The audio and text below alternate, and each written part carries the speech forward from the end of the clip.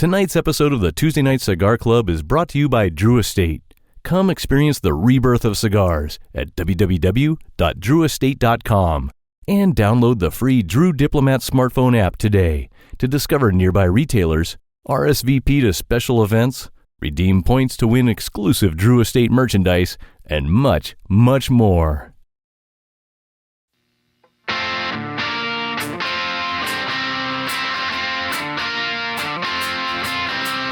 This might be a big mistake, but I'm having too much fun to wait.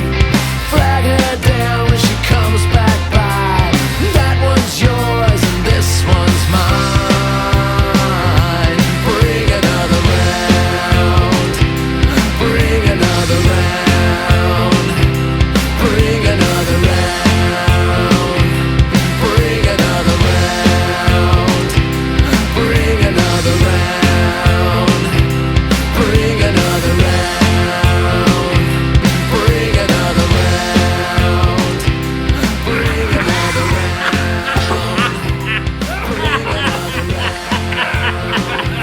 Bring another round.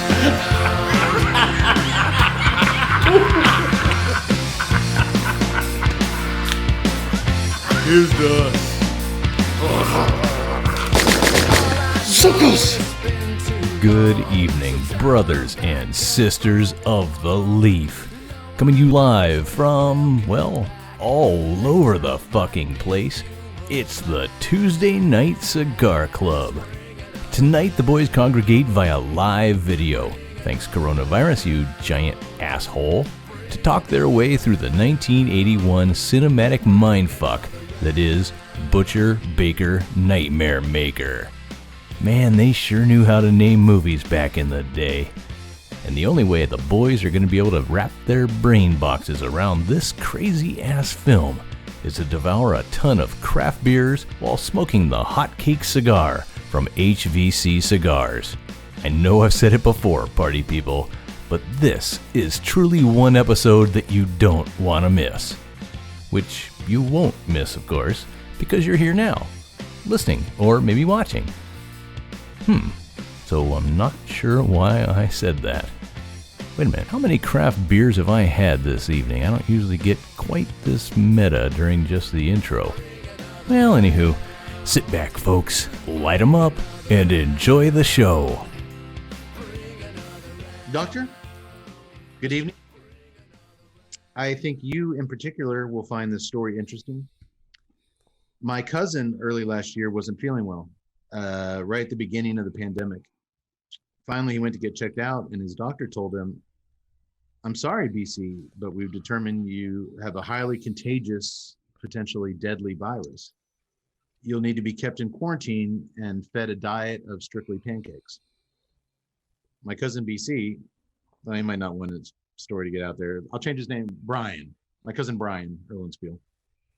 He was shocked as this wasn't an everyday diagnosis back in early March of 2020. This was all very new. And he was like, "Doc, like that's horrible news." But then he was kind of, he's thinking about it. He's like, "But will the pancakes really be able to help me get better?" "No," the doctor said. "That's just the only thing that can be slid under the door."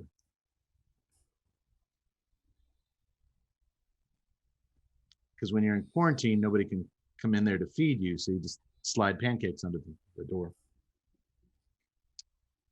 We're doing a pancake cigar tonight. Did y'all know?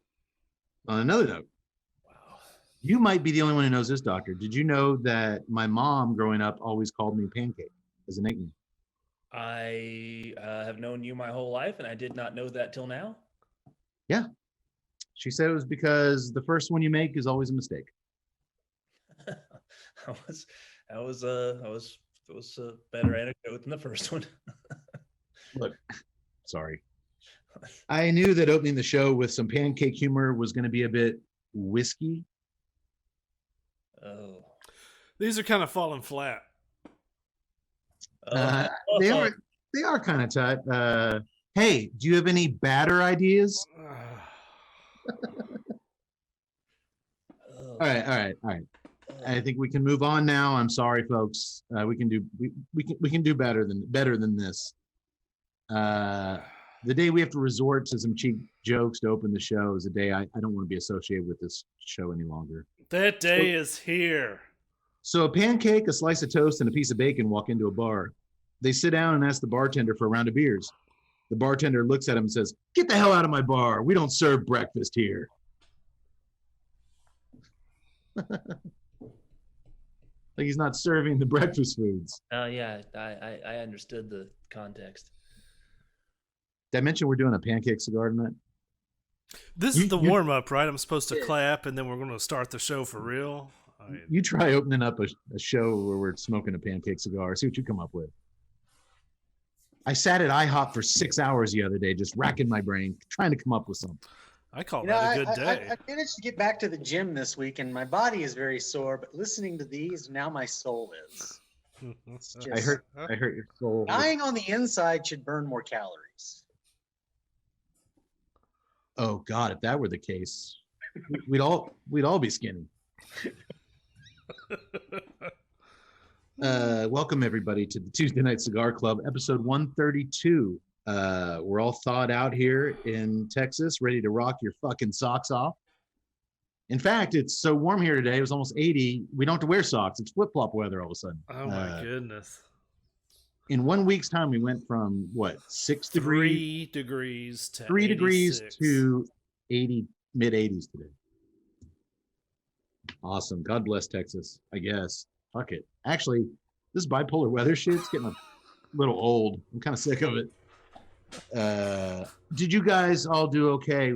I was gonna, at the last minute, because of this crazy weather we've had, I was gonna shift gears to a sunny tropical Bikini Beach movie, because I thought maybe that's what our spirits needed. But then by the time I decided that, it was fucking balls hot outside, and I was like, oh, maybe I should do a Bikini Beach ski snow movie. And I was so confused and conflicted. I was like, fuck it, we'll just do the movie I was planning on doing anyway. I think we've all had enough of any kind of snow.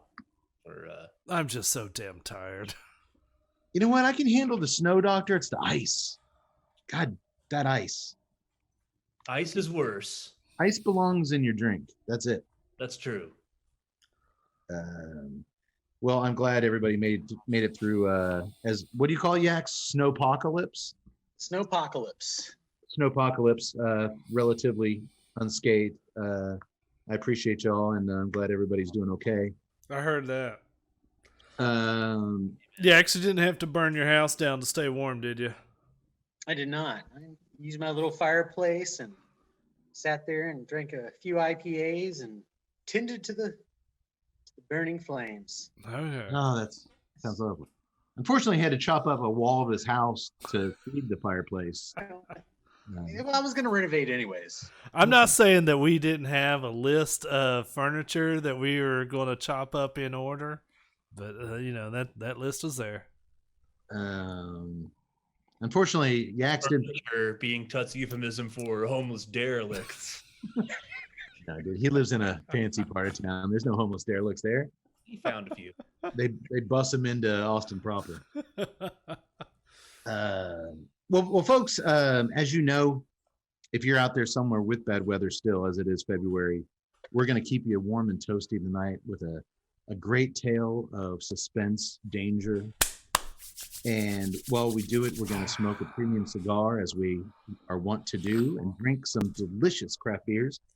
And before we get into cigar night, I'm going to let our resident beer expert and owner of O'Brien's Irish Pub in downtown historic Temple, Texas, tell you a little bit about what we're all drinking. Usually we all, of course, when we're gathered here in the corner of No Hope, we drink the same beer and compare our tasting notes on that one singular beer that we paired beautifully with the movie and the cigar. We don't get to do that anymore.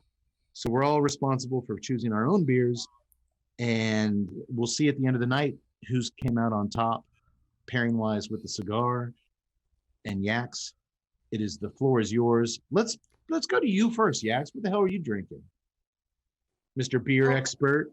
I got a couple of choices. I'm starting off from a smaller, very recent thing called the Symbol Brewing Company. It is their Imperial Diesel Stout. Okay. Sounds It's, good. It's just gasoline in a can. All I right. like it. No, to pair with the cigar and with the movie and to find something different. But I was like, I notice it's not very colorful, but I was like, all right, but the actual, the name of it, but it is a white chocolate raspberry cheesecake with graham crackers. Hey, Interesting combination. we're smoking the hot cake cigar. You're drinking a cheesecake beer. Yes. Now, That sounds when I saw this horrible. in the little store, I'm like, all right, that's perfect. It's great. And of course, the little symbol, I was like, the books I've been reading, which I had a lot of free time last week to read, and Show uh, off. Show off. I'm reading some like esoteric, like old, like almost occult type stuff. And this is actually one of the symbols in the book. It's actually from Hermetic teaching. If you're ever actually wondering, this is the old world. It's like the symbol of light, sign of light. So. Why did you just look off camera for a second? Is there a light shining over there? Did he say he was reading occult books? He Yes. did, and then And then he saw a shining light and then he disappeared? Disappeared. Is this So- like that one movie that we did? Kind of like the host. Yeah. Yeah. Or he has been confiscated by the Illuminati. With his esoteric symbol. Well, it's either the Illuminati or Samael, our guest that popped in on us. Man, I don't like this. Adios, Cody. Okay, well, he's the guy who can tell us about the beers, and he has disappeared. I love how none of us are that concerned. Moving on. Did you guys see that weird flash of light and him disappear into that void of darkness? Yeah, whatever. Okay. He's a tough guy. He can get it done. He'll be back. I have no doubt he'll be back. And you know what? While we wait, how about I jump ahead and introduce tonight's cigar? That sounds good. I'd like to fire this one up.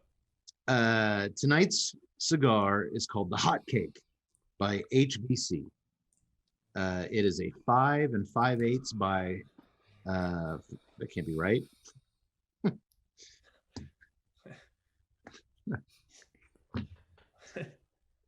5 5/8 by 4 in my notes. That's the tiniest ring gauge.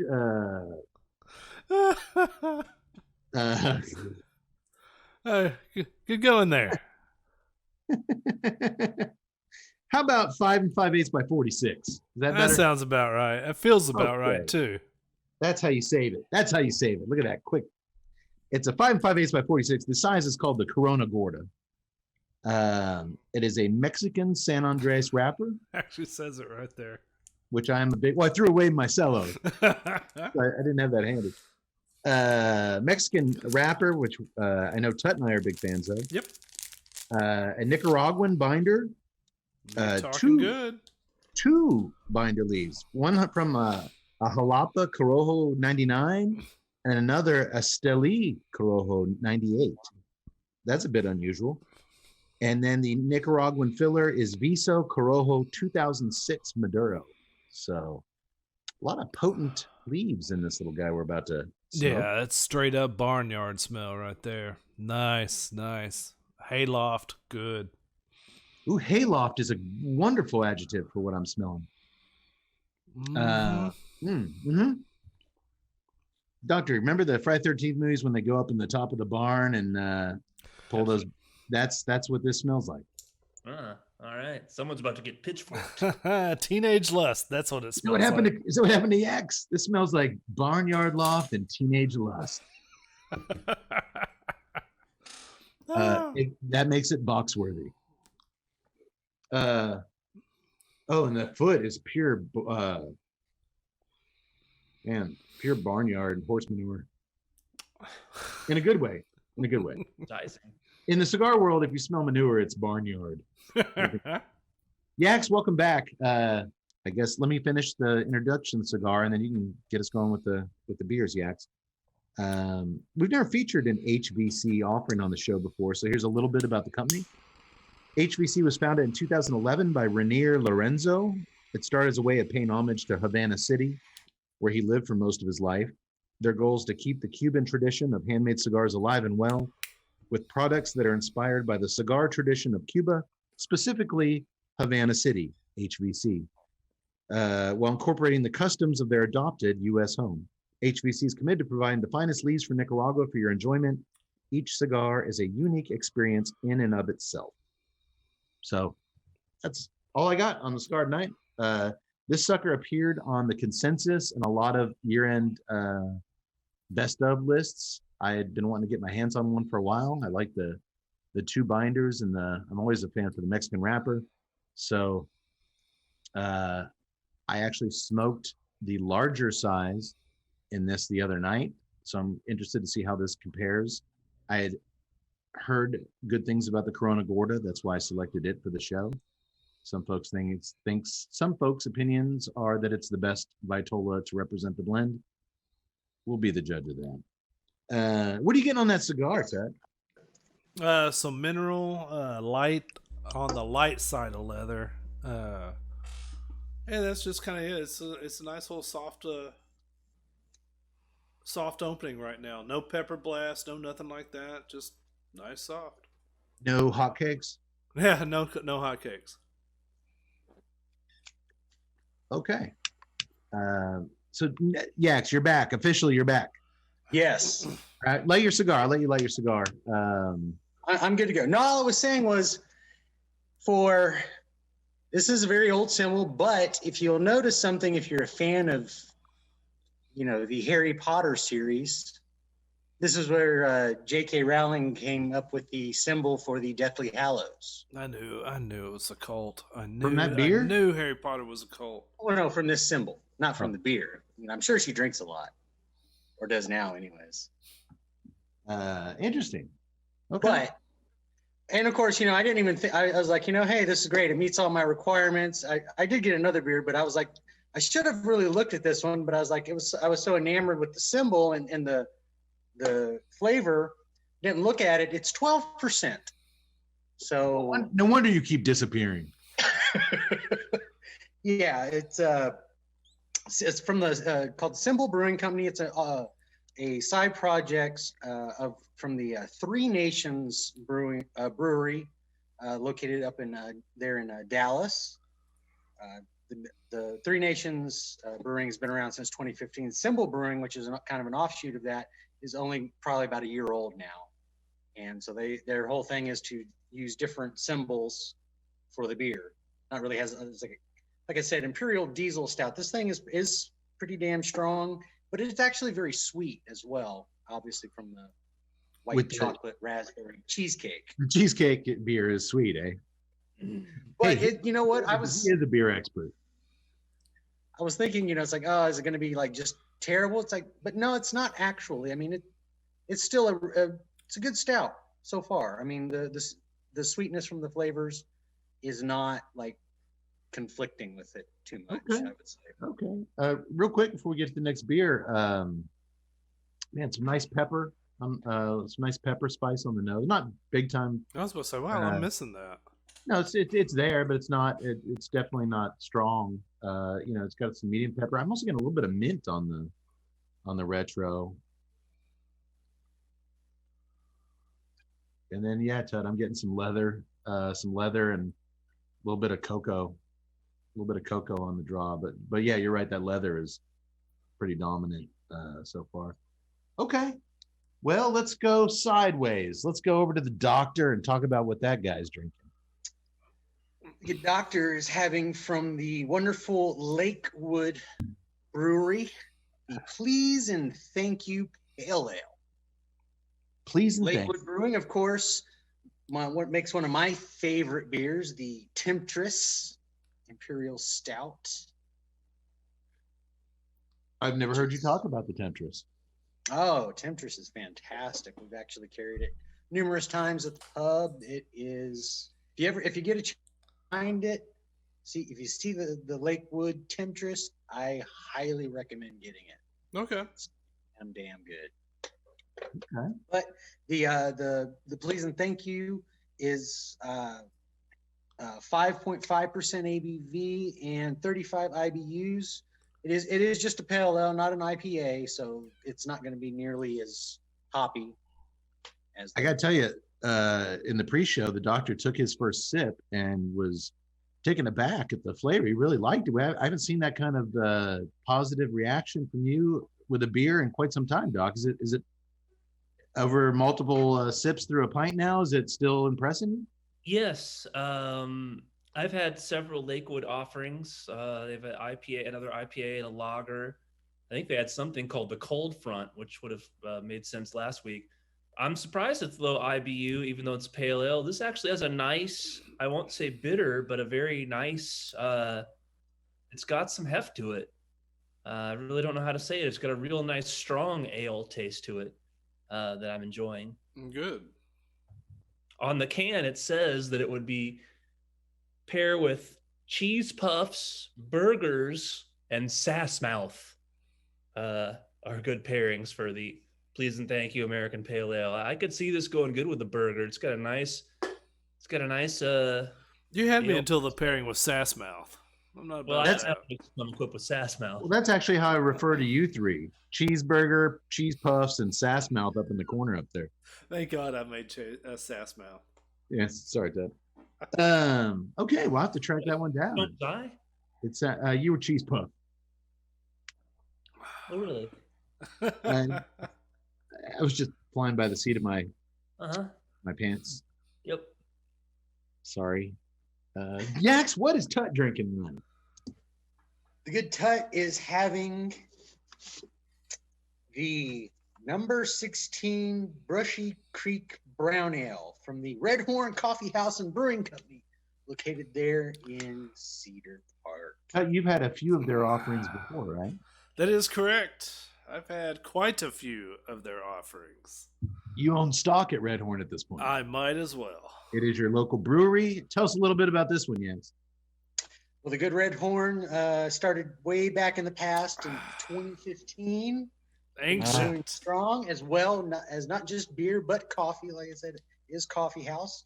The Brushy Creek, like I said, it is a brown ale. It's rolling in at 6% ABV and 30 IBUs. They, of course, they're using a lot of flaked oats and chocolate malts in the brew, which will hopefully will get some toasted grains, chocolate, and they also add a hint of caramel. A hint of caramel. This meets my expectation of a brown ale. I told him when I saw him send you the beer. Folks, we traveled the last few years across the country, and we hit up just dozens of I local. have scoured this nation everywhere for we brown go. ales. We hit up a local brewery, and Tut hates brown ales. And every brewery we go to, the first beer he orders is their brown ale, and he always takes one sip and it's like, it sucks. It's like, of course it does. You hate brown ales. Why do you keep ordering these fucking things? But it's just like this running joke that this guy, and then he just suffers. Yak Boy and I are just pounding down IPA after IPA. And he's just sitting there slowly slogging his way through this fucking brown ale. But you found one. You like this one. This one is the brown ale that I have been looking for. This is what brown ale should be. This is what brown ale should strive to. There are no other brown ales other than this brown ale. Do you think it's the flaky oats? Yeah, it's the flaky oats mixed with the caramel. There's a little bit more of a caramel taste. It kind of sits the bitter down. It's good. It's just a hint of caramel, though. It's not a lot. It's all right. It's enough. Okay. All right. I'll be interested to see how that one goes with the cigar tonight. Oh, it's staying out of the way. I can tell you this right now. Is it? Except there's a little bit of that little bitter of the brown is mixing nicely with the leather. So that's kind of, I guess that's why it's kind of bringing it out. I'm also trying to figure out whether it's the beer producing sort of a vegetable oil type taste. I'm getting a lot of mineral and some vegetable off of the cigar. No, there's actually a heavy mineral growing on the retrohale through the nose. That spice is very medium, even maybe now kind of shifting down a little bit, and it's being overtaken. Originally, it was mint. It had that kind of a real cool little mint thing, which has been replaced by a a mineral component. But yeah, the leather is hanging tight with that cocoa powder. I actually thought there for a second, in my mind it popped up, League of Nine without the power. Had that mineral presence of the 9, but it doesn't have that, Well, it does have kind of a power. Liga-esque smoke profile. The smoke travels up the body of this cigar, real sexy. It's got a really nice, tight little ash, much like the Doctor. And I am enjoying it. There's also like a creaminess under that leather and cocoa powder that I can't quite play. It's not like a coffee cream. It's just like a really light kind of cream component that's really cool. I'm digging it. I'm digging the cigar. Okay. What made you pick, how are you working the pairing wise? Doctor, you obviously get a pass. Although I think maybe the please and thank you was your way picking this beer of saying thank you to me for picking tonight's movie. Like, God damn it, Cade, you found another diamond in the rough. Please and thank you ahead of time. We can go with that. We can tell that story. You're gonna get a good pairing grade tonight, my friend. There was another offering from Red Horn called the Laverne Stout. Actually, it was Laverne Stout. It was named after one of the brewer's grandmothers, and in it, she was a big fan of sheet cake, and so they brewed it with actual sheet cake in it. But I was like, I cannot do another imperial stout, candied up, sheet cake, all this stuff. So I was just looking through there, and frankly, I just saw the brown ale, and I'm like, I'm going for the brown ale no matter what to test this out, test my theory. But I can say that one of our characters does get knocked into a brushy creek. That's true. And several of our characters have brown hair. So there you go. And I believe in the main house in the film, the kitchen cabinets are a kind of a brown color. Todd, I admire your perseverance and your years-long effort to find the perfect brown ale. There's no such thing as a bad style of beer. There's just a style you haven't appreciated yet. All right, I'm working on that. I'm working on it. It's a very positive attitude. I've got some people that I'm sourcing it. I'll let that go. All right, Yaks. My first beer up. I also have 2 offerings tonight, but my first. We've actually featured this on the show before, I believe. Yes, breakfast stout. The Founders Breakfast Stout. It is a wonderful, wonderful oatmeal stout.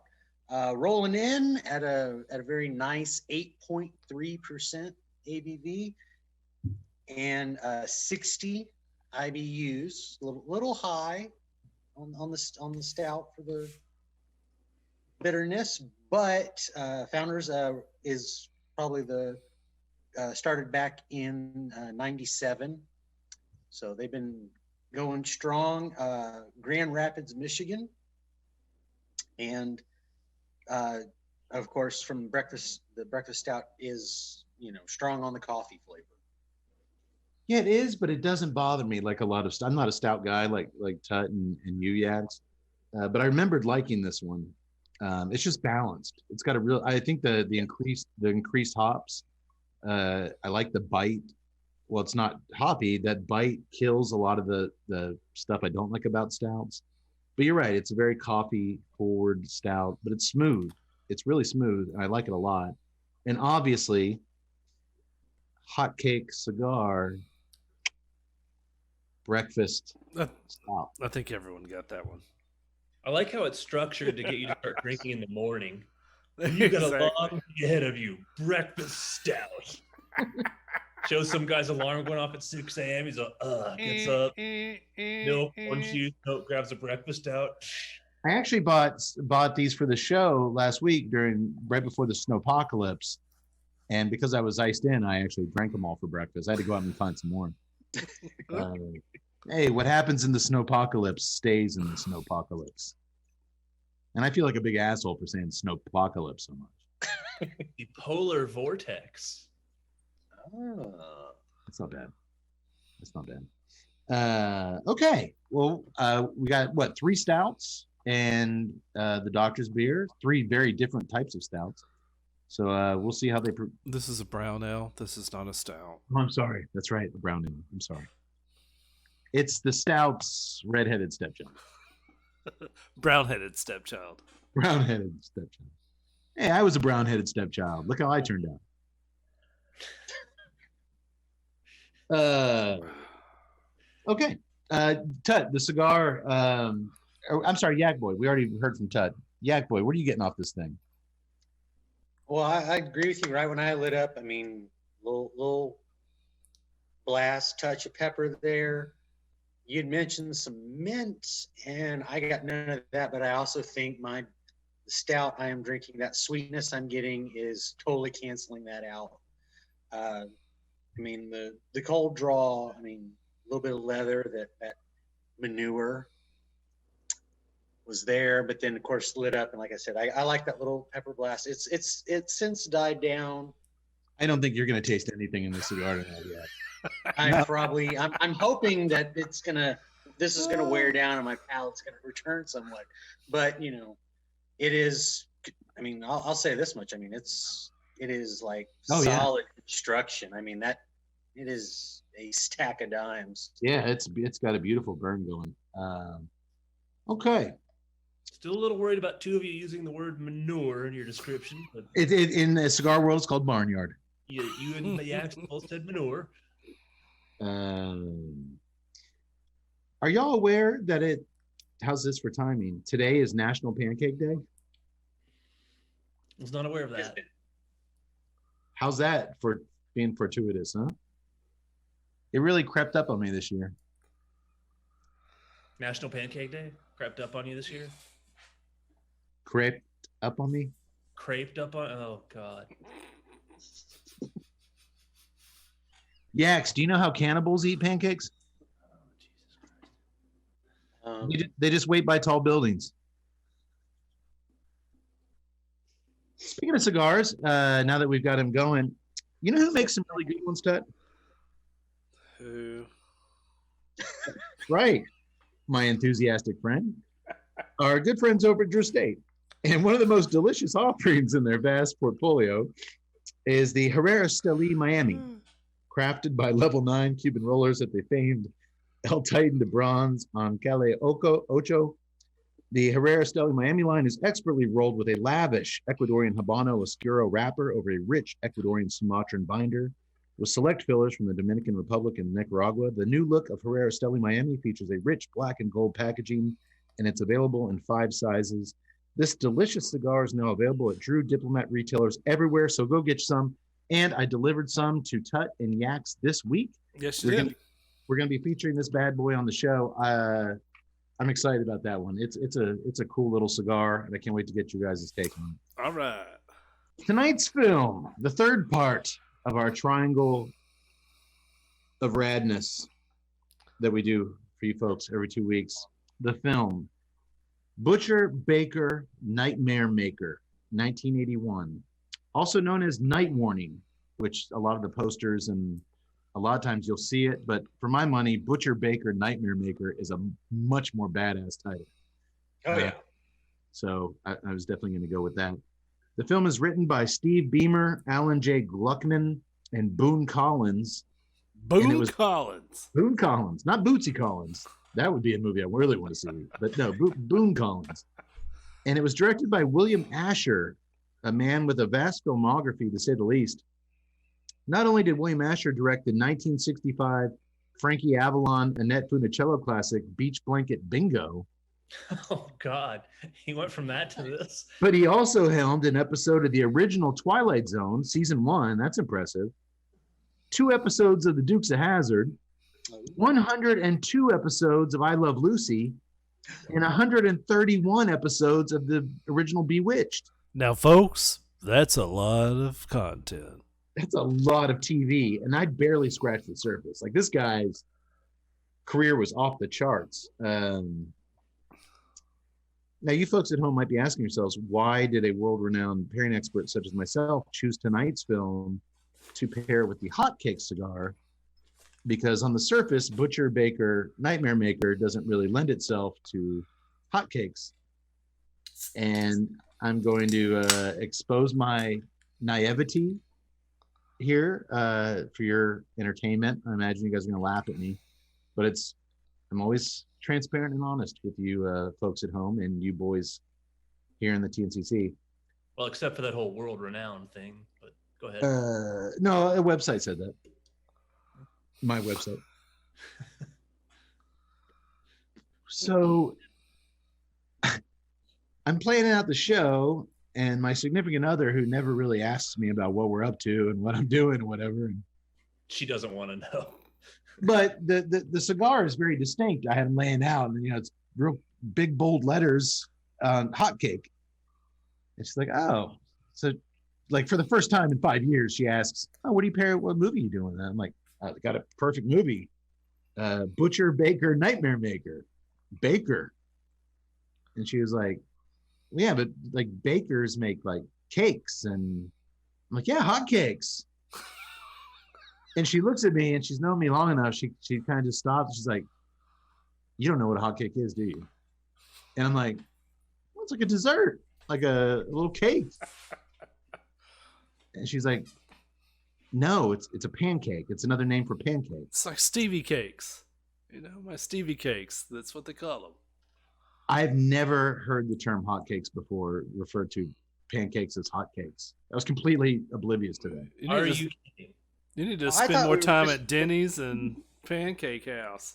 Yeah, guess what? It's the international. I'm a good lord. McDonald's even called them hotcakes. It's the International House of Pancakes, not the International House of Hotcakes. That'd be IHOP. They're still technically cakes. It's batter. They're out Baking of powder? business now anyway, so it doesn't matter. But I've heard hot cakes I love pancakes. I am a pancake lover. See, I'm a waffle man. I never order pancakes. Those are fighting words. Teach his own. Teach his own. I'm a pancake lover, so I had known they were known as hot cakes. Yeah. Nancy, have you ever had my banana peanut butter pancakes? Were you asking me if I'd? Yeah. I can't remember if. No, that was me and the Axe. I think you fed us your. Okay. They Right? are delicious. Yeah, they were really good. Now that I know that the doc is a pancake aficionado, I'm going to have to test my skills. Yeah. All right, you can go for either the peanut butter banana, which is my forte, the blueberry, which is I'm still working on it, and then the lemon poppy seed if it's springtime. I would be into the blueberry, except for the fact that you said you're still working on it, which means you have kinks that you need to work out. No. It's about 90% there, and my 90% on hot cakes, pretty good. I'll take it. And you can call them pancakes, hot cakes, or flapjacks. I know what you're talking about. Flapjacks, there you go. That's the one I like. Well, see, we called something else flapjacks in high school, and that's going to be our big spring break episode. I'm going to tackle that one. Did your basketball coach have you do naked jumping jacks? That's why you're calling them flapjacks? No, he did something to Cade called flapjacks, and that's a legal matter pending. Yeah, and my mom marched up to that school and said, "Leave my little pancake alone." So I didn't know what hotcakes were, okay? I thought they were a little chocolate cake for dessert. Sue me. I got a lot of other important things going on in this brain. I'm contacting my lawyers right now. Am I in some kind of trouble for not knowing what hotcakes are? You could be. Damn it. All right. Well, let's dig into this movie and maybe it'll all make sense in the end. We can always hope, right? All right. Sometimes there are fortuitous mistakes. I am not getting any kind of pancake coming off the cigar other than that chocolate, that cocoa note with the leather on the draw that I'm getting. It's well below the leather. It's right there with that cream. I'm not getting any cocoa on that at all. No, Yax, are you getting any cocoa with that leather on the draw? Cocoa. Well, you got three kinds of chocolate in your beard. Well, okay. I'm detecting notes of delicious raspberry and graham cracker. This cigar, oh wait, it's the beer. And I haven't even told you about the other beer yet. And you're eating a Twix. I saw you take a bite of that. Can't prove it. Not to mention his beer was made by a secret society, so Yeah. Freemasons run the country. But I will say the breakfast stout is staying out of the way of the cigar. Yeah. Like you, Todd, it's completely two different profiles. My next beer is going to be interesting to see how that interacts. I got a doozy for my follow-up, but we'll see. Let's get into this movie. I'm dying. Hit I'm it. dying to talk to you boys about this movie. First of all, had any of you three heard of this movie? Never even heard of it. No. Never. Really, Doc? Actors You haven't? in it? Some of the actors in it, yes. But Yax? You hadn't? I heard knew of it. this movie? I knew I was going to get you guys tonight. That's crazy. Right. I expect me to be stumped on a horror movie, but not you guys. I recognize a ton of actors in here, Sure, but of course. There's a lot Right. of. We're going to talk about a lot of familiar faces. This is an obscure one, Tut. I pride myself on knowing these things. I had not heard of this by either title, ever seen it, ever heard about it. So I'll give Cade credit for unearthing this thing. Well, thank you, Doc. Let's get right to it. We kick things off in 1967 with a young married couple, Anna and Bill Lynch, packing up their car for a road trip and leaving their young toddler son, Billy Jr., with Anna's sister, his Aunt Cheryl. Well, she seems kind enough until the movie freeze frames on her face as she watches Billy's parents drive off, as she whispers to the little boy how much she loves him. And the happy-go-lucky family music that's been playing suddenly turns sinister as well. Doctor, we usually don't freeze frame on nice, sweet characters' faces in these movies. No, and she has an evil, lascivious grin on her face too that lets you know something troublesome is afoot. If you're watching a horror film and somebody freeze frames on your face, you're probably not going to be a good person. well, the question I had is like, depending on like which title you went with, like, I mean, if they went, with the Butcher Baker, if they went with the other one, so like it immediately sets the tone because I was like, when I sat down and I started watching, I was like, all right, what's the whole point of this? What did Kate? And all of a sudden she turns and her face is all like, nah. Yeah, it's kind of I thought it was kind of bad guy.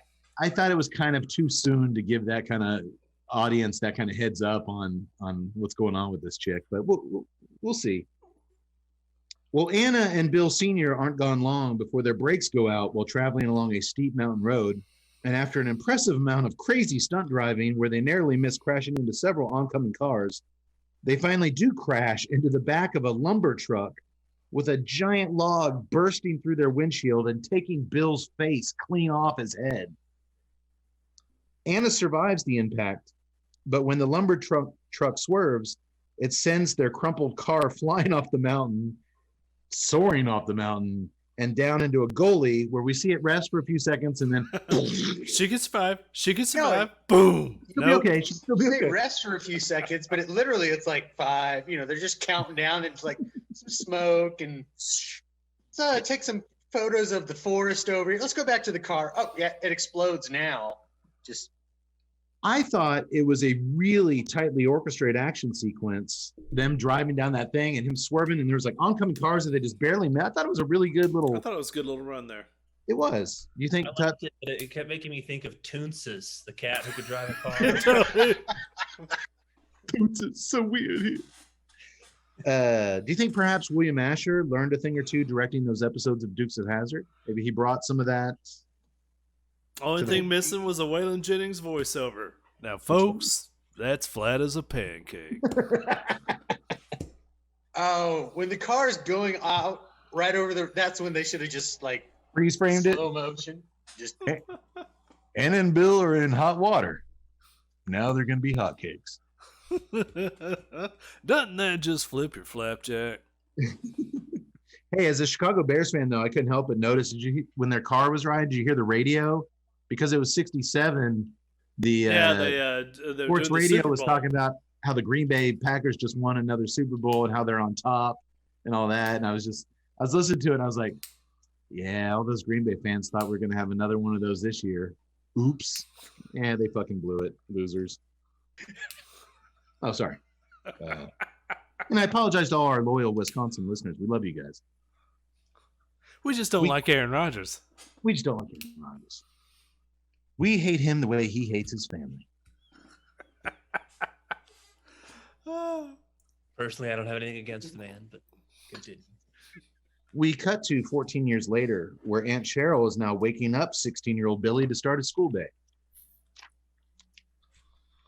After snooping through his wallet on his nightstand and frowning at the condom she finds tucked away in there, she crawls into his bed and starts purring like a kitten in his ear and gently scratching his back with her fingernails. And the disturbing aspect of the movie begins.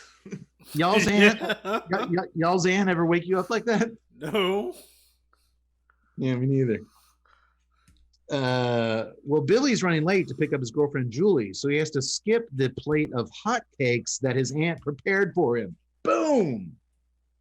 No, that's bullshit. There's no hotcakes. I made that up. He asks Aunt Cheryl if Julie can come to his birthday dinner tomorrow night, but Cheryl says she will be his one and only dinner date. All right, whatever makes you happy, Billy says. You make me happy, Billy, she says as he walks out. Getting weirder. And the basketball star, Billy, dribbles his balls right out of the kitchen. Or his ball.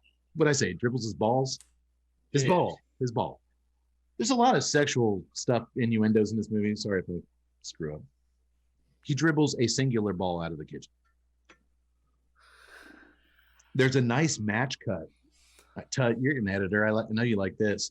When Billy's pulling out his driveway on his moped, he throws the basketball up, and as it goes towards the backboard in his driveway, we cut to the backboard in the gymnasium at school with it bouncing off and going in. I can really respect a good match cut because they're not easy to pull off. You got to kind of frame things the right way. Yeah. And you got to get your trigonometry on. It was a really good match cut. You just got to make sure the shit looks the same. But you're right. Trigonometry comes into play. Billy's girlfriend, Julie, played by actress Julia Duffy, who was on one of my childhood favorite shows, Newhart. She was married to Peter Scolari. They were always coming over to the bed and breakfast that Newhart ran. I don't remember. She was also on Designing Women, that show. But I just grew up with her. She was really cute on Newhart. She's a photographer, and she's taking action shots of her favorite subject, the shirtless, sweaty Billy. Billy's playing circles around his teammates, despite the coach shouting at the opposing defense, "Watch your back doors! Don't let them through!" He said it. Go back and watch it. And Billy is finessing the ball right around him. This really irks his teammate Eddie the wrong way. Eddie doesn't like Billy and the special attention Billy gets from Coach Landers one bit. And Eddie is, of course, played by the one and only William Paxton. Bill Paxton, baby. Man, I love this dude. Believe it or not, this is Paxton's first speaking role in a major motion picture. The only screen credit he had on film before this was he played a drunken soldier in the movie Stripes, the Bill Murray movie. But it's just a quick cameo at like the mud wrestling thing. He's like, yeah. But this is his first speaking role on film. That's reason alone to watch this movie. I didn't quite get him here. I got him in the other scene later on. You didn't get to No, I thought it was. I was like, man, that sounds like him. That almost looks like him, but surely that's not him. But then later on, I was like, oh yeah, that's Bill. Memorialized by the Tuesday Night Cigar Club with the booting. Oh, I'm positive we filled up a boot for him. We did. I've always loved him. He's a great actor. Since we met last time, are you guys okay, Yak Boy, that we didn't fill the boot for Screech from Saved by the Bell? I'm fine with that. I was sad to hear it, but it's always sad to hear when someone passes away, but I didn't think it was worth even. Especially his age, which is our age. Yeah, that just gets kind of sad. So I hope that doesn't happen. You got to take care of yourselves, folks. Speaking of Coach Landers, that night at dinner, Billy tells Aunt Cheryl that Coach told him that a scout was coming from the University of Denver, and there might be a chance of Billy getting a full scholarship. But Cheryl isn't having it. She already has a job lined up for Billy next year, and besides that, she says, college is for rich kids and people with brains. You wouldn't fit in. Ouch. Methinks Aunt Cheryl is unfamiliar with a little school where no brain power is needed called Stephen F. Austin University. Man, making friends. Just a lot of When heart and constitution. When Billy persists, Cheryl becomes highly emotional, screaming that she sacrificed everything to take care of him the last 14 years, and he owes it to her to stick around and contribute for a change. But he wants to get that scholarship to go off to Denver U with Julie, and there's nothing Cheryl can do to stop it. Well, He sounds selfish, self-absorbed, and ungrateful, just like those Sam Houston pricks. Oh, dude, if there's anybody on this God's green earth that's selfish, it's Sam Houston people. I mean, there was a moment of pure honesty coming from me. You don't get that. Oh, wait, I just said how transparent and honest I was with everybody. I'm so confused. Damn you, breakfast stout. Well, this pushes his aunt over the brink, and she slaps the shit out of him. And he tells her, I'm out of here. And she says, you're taking that job, and you're making your own goddamn dinner. Okay. This scene rang a little too close to home for me, as my mother kept me from taking a basketball scholarship that could have seriously made my life turn out differently. I don't recall that happening. But there was no way her little pancake was going to leave the nest till she was ready. Oh, no. Didn't y'all get schooled by a bunch of people in Nicaragua? Moving on. That's hearsay and rumors. And Yaks, I believe libel. That's slander. That's slander. Yes. We dribbled it a little bit. Well, we had drool dribbling out of our mouths as we tried to run down the court once. I stopped that ball a few times from going out of bounds. With your face. Line from Naked Gun 33 1/3. I like my sex like I like my basketball. 1-on-1 and with as little dribbling as possible. As Aunt Cheryl grabs a tray full of pickled vegetables and heads down to the cellar, who doesn't like that? Pickled tomatoes. She's talking to herself along the way, mumbling, can we take a second here before things go full-blown nuts very soon and talk about just how good Susan Tyrrell is in this film as Aunt Cheryl? Oh, absolutely. Her IMDb profile describes her as a bizarre, gloriously one-of-a-kind Hollywood gypsy and self-affirmed outcast. And she reminds me a lot of another Hollywood outcast who played one of our favorite on-screen psychos here on the podcast, Wings Hauser. Her performance reminds me a lot of Wings and the Carpenter that we did, but elevated. I mean, she does a lot more range-wise here and visual choices. I mean, she's all over the place. We're going to surely talk more about her later, but goddamn, does this lady rule or what? I thought she did a great job of dancing that line between sexy and psycho. She's awesome. And I honestly, she, I think either won an Oscar or had been nominated for an Oscar at one point, but for the most part, just took kind of bizarre, smaller stuff. And my God, she's a revelation in this thing. It's fun. I mean, she's fun in this. It's just, she's a good little actress to watch. Doctor, have you ever seen her or anything?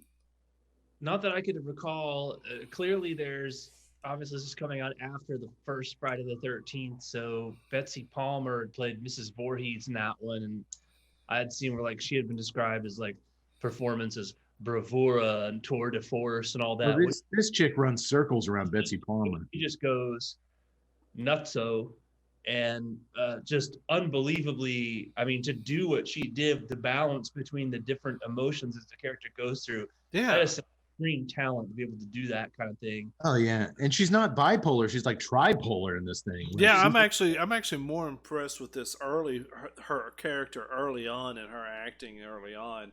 And once we get into full blown, Nutsville, that's okay.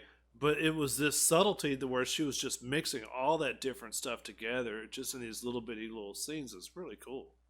The only thing that I didn't recognize her from anything, but I did look her up on IMDb, and so as soon as I saw this, I recognized the voice, So I'm wondering, because early '80s, I'm definitely gonna go that Yax is aware of this, but this was one of my favorite early '80s, not PG rated cartoon. Remember Fire and Ice?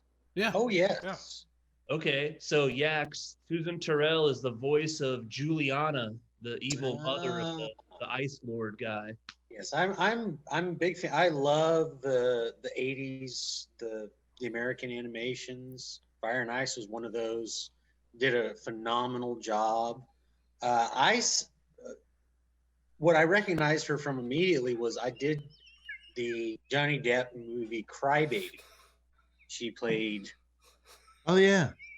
She was in that, and it took me a second because obviously in the Crybaby she had like black hair and all that, different makeup. But I was like, as soon as she started talking, I'm like, oh, it just clicked. Who is she in But- Crybaby? Because I've seen that movie a few times. She was like the mother of the greasers or whatever they were called. Okay, I'm gonna have to go back and see that. I've seen that a few times. I kind of like, as far as like a quirky, crazy, obviously John Waters. Oh, she's got John Waters written all over. I'm surprised he didn't put her in all his films. Tut, what the hell are you giggling about? So my wife shoots me this text. She was like, our Google's going wild. And I was like, what? And she was like, yeah, it's sounding up all the McDonald's that are around us and giving the menu to it. The only thing I can think of is that it's somehow, because my phone's tied into the Because we were talking about house. hotcakes? We were talking about hotcakes.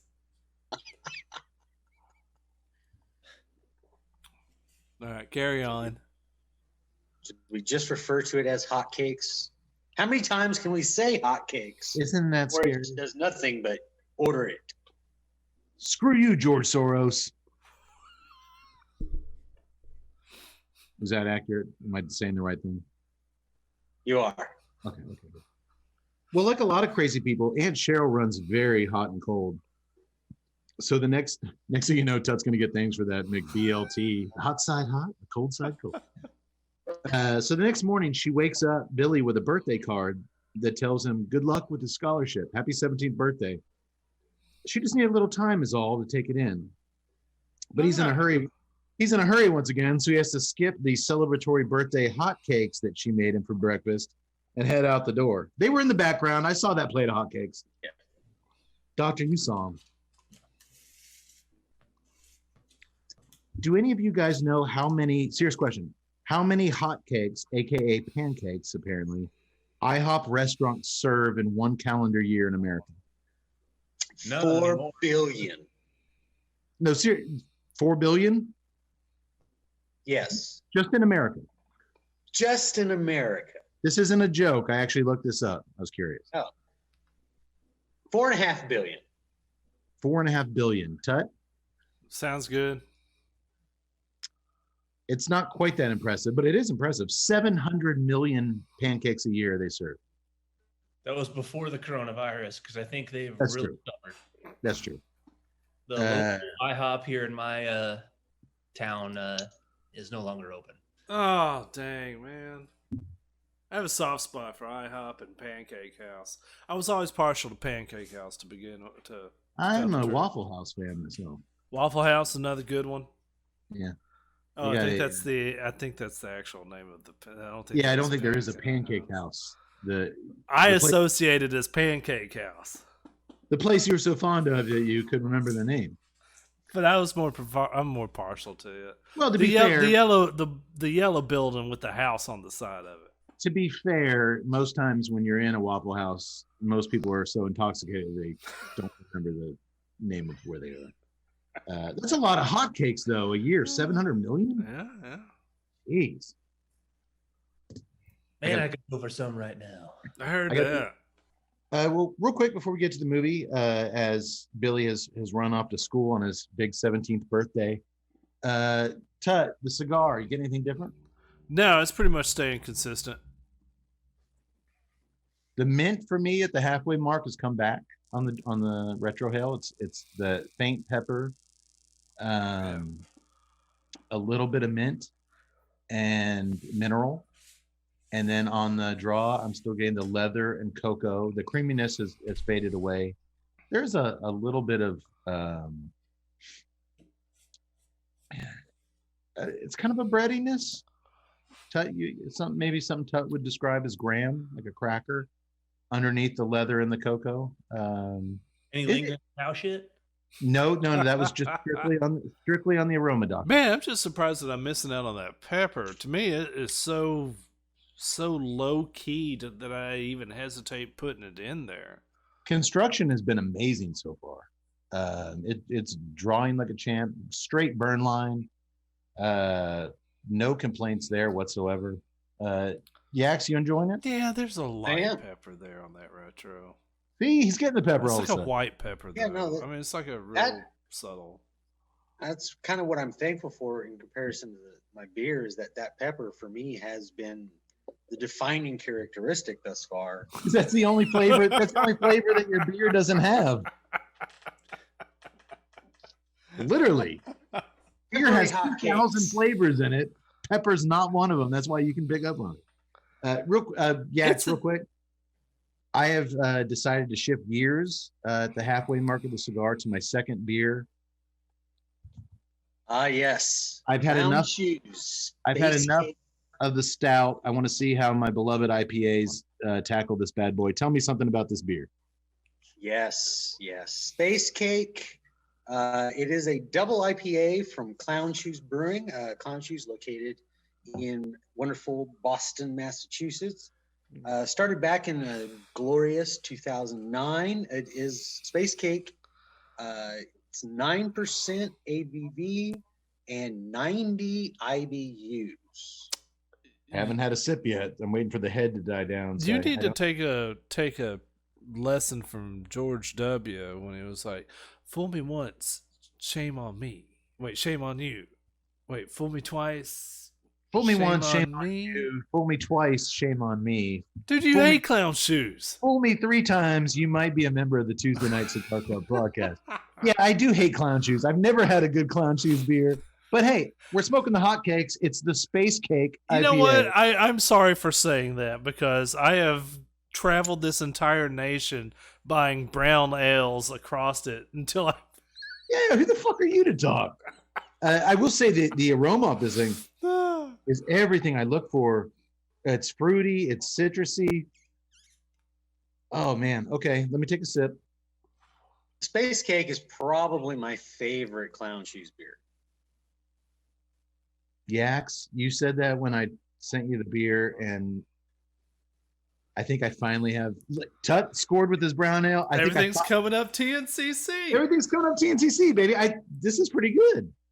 Hey, I'm not sure you should talk to Beethoven that way. You leave Tut's hairstyle alone. I love it.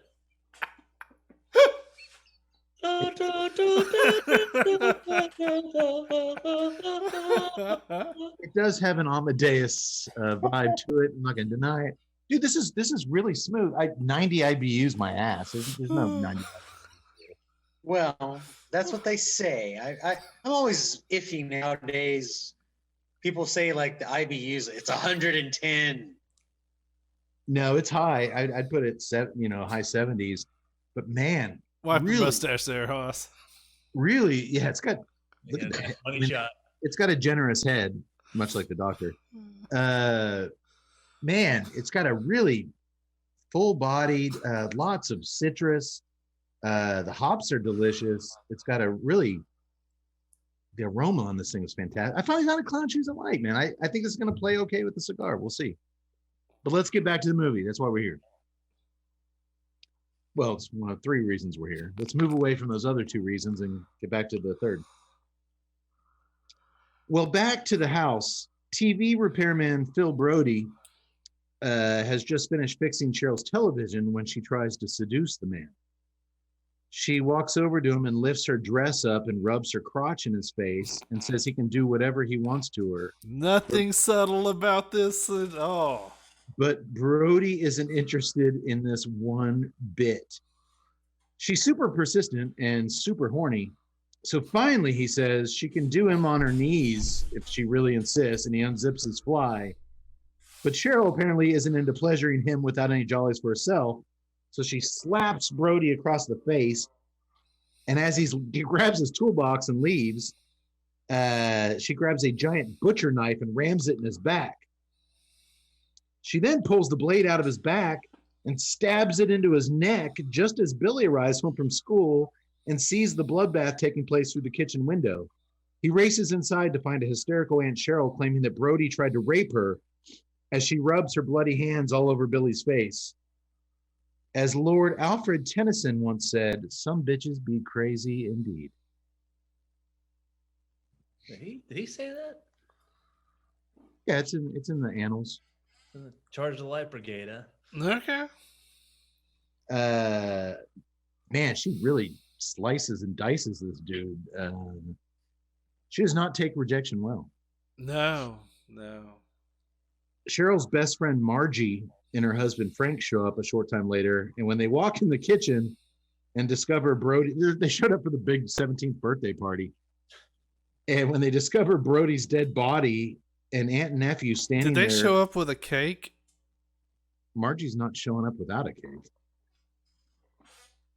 Gotta repay those pickled tomatoes somehow. Just saying, hot cake. A hot cake. It was still warm. I could tell. They see aunt and nephew standing there over Brody's body covered in blood. It's time to call the cops. I like Billy just literally hanging there with a knife like. He's still, dude, it's been like hours and they're just frozen there. Did anybody recognize Margie? No. From TNCC history? No. This is a good one. It was driving me crazy where I had seen Margie before. The actress's name is Marsha Lewis, and she's really great in this. But I couldn't stop racking my brain on why she seemed so damn familiar. Think back to episode 99 of the podcast. We featured the classic film Ice Pirates. She's the horny frog lady. Oh, yes. She's the frog lady that's always trying to bang Robert Urich. Oh man, that's a good. How'd you figure that out? I couldn't. I was like, I've seen her before. It's killing me. I didn't figure it out like on my own. Like I finally went to IMDb and like, okay. Oh, Frog Lady. That's where I know her from. I figured, Tut, you would recognize her because I remember after that show, you told me in confidence whenever Frog Lady was on screen, you got a big boner. Dude, come on. You're not supposed to talk about that. I guess I'm in confidence after all. Oh, you told me in confidence. That means, okay. Hey, my bad. You know what? I'm going to tell my therapist. All bets are off. No privilege. Go ahead. No. Write your book. That sounds dangerous. Enter the local police force. And what a police force it is. So now the cops are at Aunt Cheryl's house, and this is when the movie gets really cooking, like a big old pan of hotcakes. Tut, do you know what a panda bear uses to make pancakes? No, stop it and just get on with the damn movie. A pan, duh. Yax likes it. No, Tut's laughing. Tut, oh God, Tut just did seppuku. He just cut his own belly open. I was debating it. We knew this day would come. We prepared for it. Wait a minute. Seppuku is for honor killing. There is no honor in this. I know there's no honor here. Sergeant Cook is on the scene first, and he's played by character actor Britt Leach, who's been in a ton of things, but I'll always remember him as the prone to being struck by lightning bolts Reg in The Great Outdoors. That's where I knew him Struck from. 66 times. I knew that. Until the end of the movie when we got 67. I knew this dude, and I never did it. Lana thing going.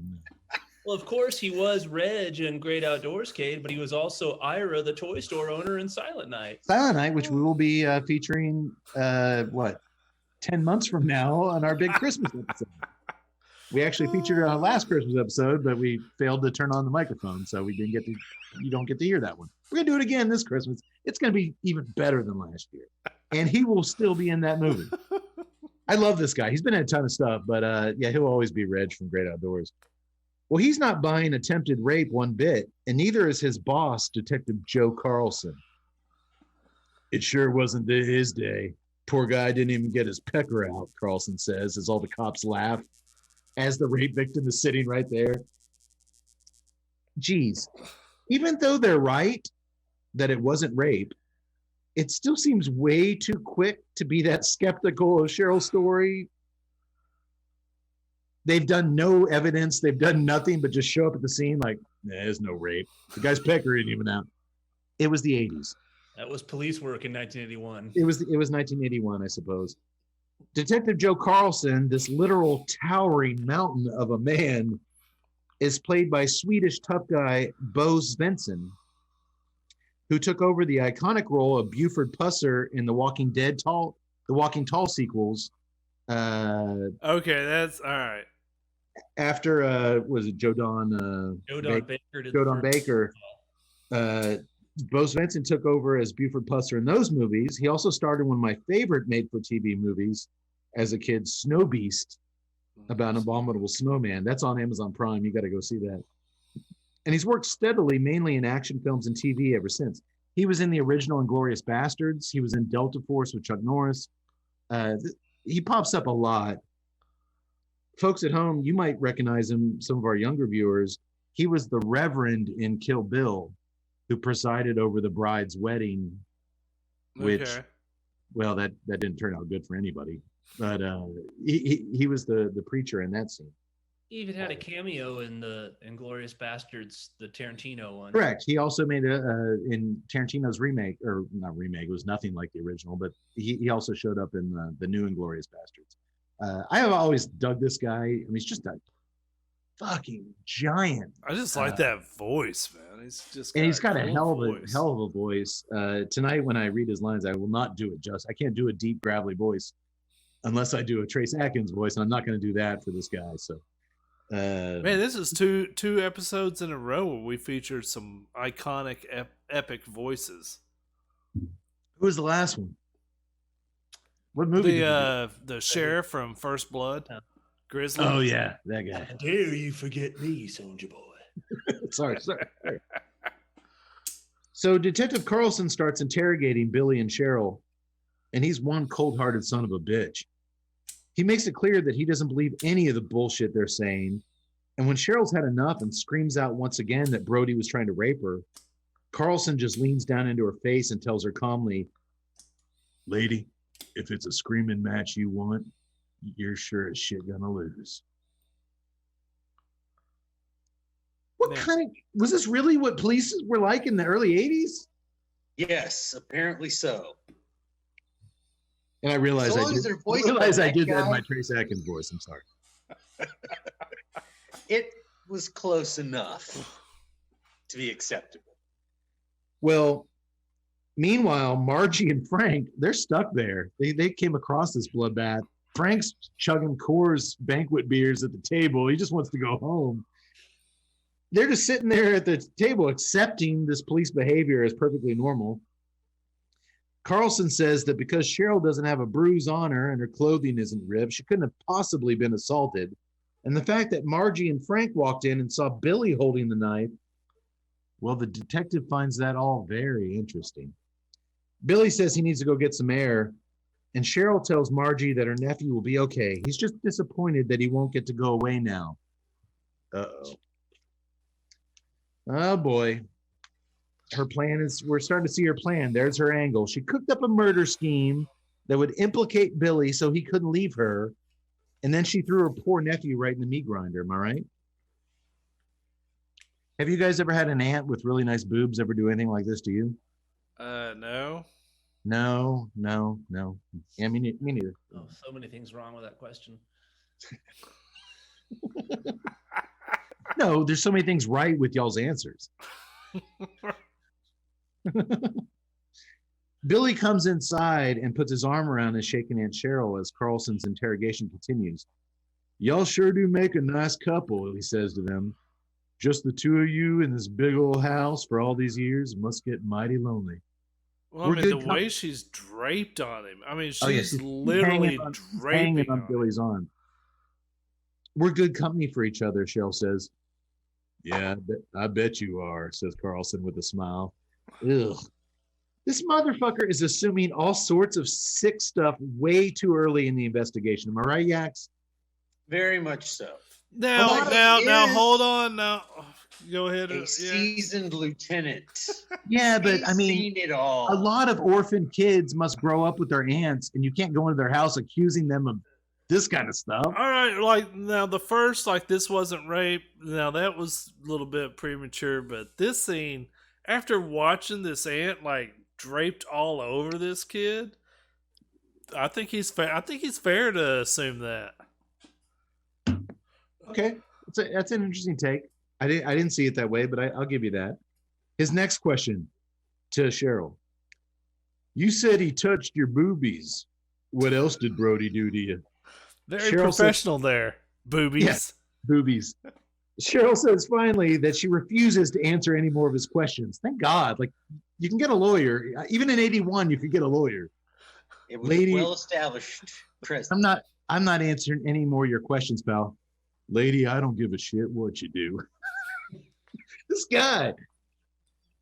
Sergeant Cook calls out that everyone's leaving now. The crime scene is packed up. And Carlson takes one last look at Cheryl and hanging on Billy, and he just shakes his head. Fascinating. Man, what a crazy, fascinating character this detective is. Am I right, Doctor? Yeah, he's actually kind of frightening. He's crazy, and he's not the craziest character in this movie. Yeah, he's a great performance by Svensson, as you pointed out. But yeah, he's just fascinating. Fascinating. And just You know what else is fascinating, Doctor? The amazing variety of absolutely sublime cigars produced by our friends over at Drew Estate. God damn, that's fascinating. Tut, did they have Drew Estate cigars back in 1981? They did not. Of course they did not. The mighty Drew Estate was founded over a decade later in 1995. And speaking of Drew Estate, let's talk about one of their newer offerings for a hot cake minute. Crafted by Level 9 Cuban rollers at the famed El Titan de Bronze on Calle Ocho, the Herrera Esteli Miami line is expertly rolled with a lavish Ecuadorian Habano Oscuro wrapper over a rich Ecuadorian Sumatran binder with select fillers from the Dominican Republic and Nicaragua. The new look of Herrera Esteli Miami features a rich black and gold packaging and is available in 5 sizes. I smoked the cigar quite a few times. It is truly one of Willie Herrera's masterpieces. So jump in your car or jump online right now and get your hands on some. What are you waiting for? Go do it now. We'll wait.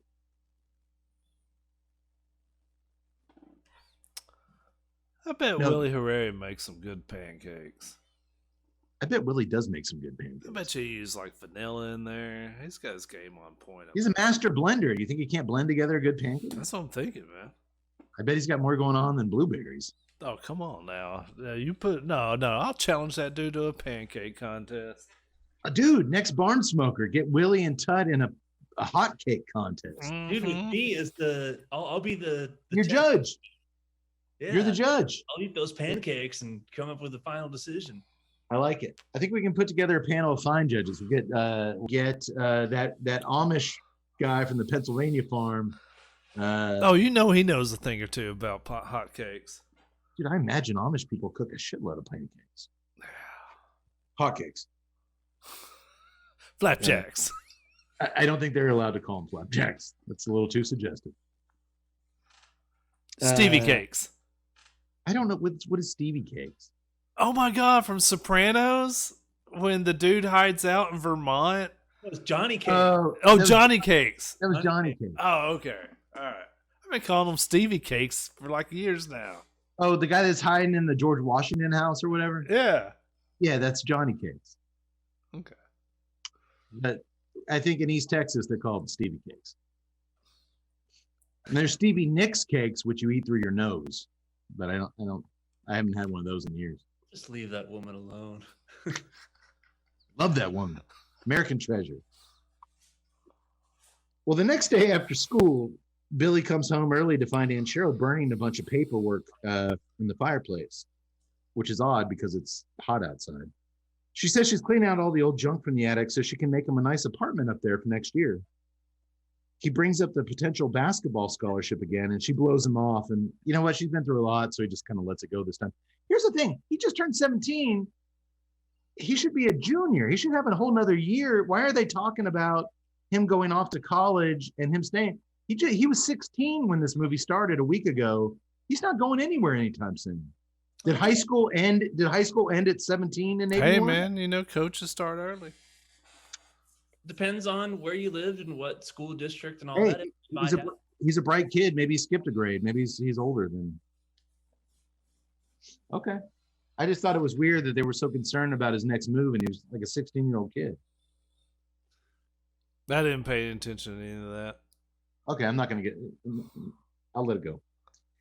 He also mentions that Detective Carlson showed up at school and wants him to take a polygraph test, but she insists she will not allow that to happen. The following afternoon at basketball practice, lovable Detective Carlson shows up once again and asks to speak to Coach Landers privately. Carlson notices a ring on the coach's finger, and the detective tells him he found a matching ring just like that on TV repairman Brody's corpse. Uh-oh. And he's willing to bet that both rings have both the men's initials engraved on the inside. Carlson asks how Billy figures into all this, and Coach angrily says he doesn't. Billy's a good kid, and I care about him a lot. No, I don't doubt that one bit. But I suggest you resign, otherwise you're going to find yourself lynched. What an asshole, right? That's 80s. Basically, I know you're gay. I found your gay lover's ring on that TV guy. You better just quit your job or else. Because I'm going to out you and you're going to be lynched by the community. Yeah. In 1981, that is probably not far-fetched. No, it's not. That's the sad thing. And that's actually the scariest thing in the goddamn film. How the coach is treated throughout this thing. Like, that was the norm. And that situation wouldn't have been unrealistic in those times. Yeah, no. And I was actually, I will be kind of curious because this movie, apparently you guys have never even heard of it or hadn't watched it. And I was thinking, all right, if the only place, because I know how much Cade hates going to YouTube to watch something, but if I know that if we're doing it, it's the only place that you can actually get this thing. I'm kind of wondering, I mean, is that the reason why this movie's not and it looked spread glorious. out? It looked. Yeah, the conversion of it was great. Excuse me.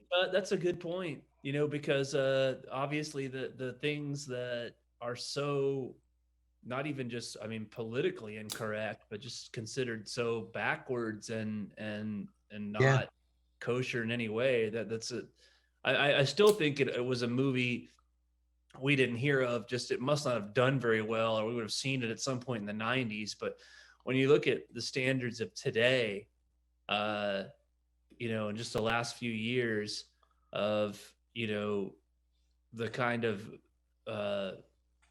looking back at the intolerance on certain things, there could be a good point there. Yeah, because Elm Street got a lot of crap for its gay undertones, but this isn't gay undertones. This is straight out just gay bashing.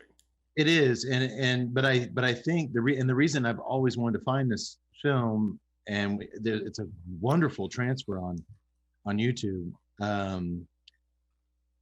One, the performances are fucking out of sight. That's two, it digs in and it shows this ugly side of culture in 1981, which, hey, you can pretend it didn't exist. You can try to wipe it away, but it was there, and I think it's worth talking about. And it's certainly not going to make me ignore a film because it features something that was actually present at the time. So yeah, of course we're going to talk about it, but I'll admit this film has been on my radar. I've been wanting to dig into this film and not just dig it, but see it for so long. And finally, there's a lot of movies on YouTube that either the quality isn't up to snuff, where I'm like, I'm not going to make these guys watch this thing that looks like it was filmed through wax paper, even though these chicks are naked in it. And I really want to talk about this crazy bikini movie. But it was a great transfer. And the more I watch, I'm like, dude, this is a time capsule movie that really encapsulates a lot of things, and it tells a crazy fucking story with crazy, great performances. I shouldn't be doing this if we can't talk about this movie. Does that make sense? Yeah. Well, and, I and just the situation with the head coach, I mean, you wonder at what point that in our society, at what point that would have changed. I mean, it probably wasn't 81, probably in 91 was the same. Maybe in 2001, you just wonder at some point would a coach who's coaching a basketball team uh, felt forced to hide his sexuality to keep his job.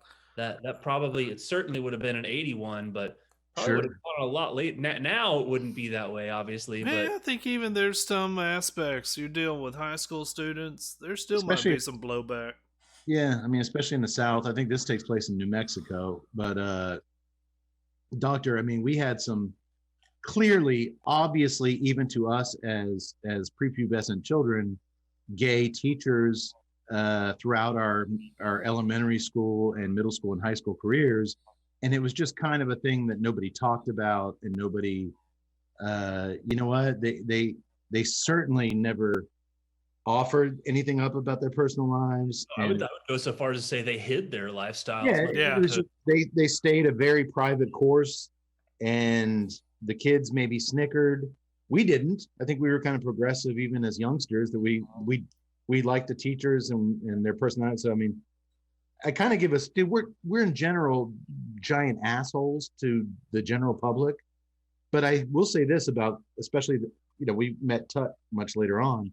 The three of us have known each other since our formative years, and we've always been, if I can say anything positive about us, we've always been a very non-prejudiced, non-bigoted, and I attribute that to our parents more than anything, probably our upbringings. Uh, we always judged people on their actions as opposed to their orientation or their race or anything like that. But I certainly acknowledged growing up in Texas that we were in the minority. Yeah, I can't say that.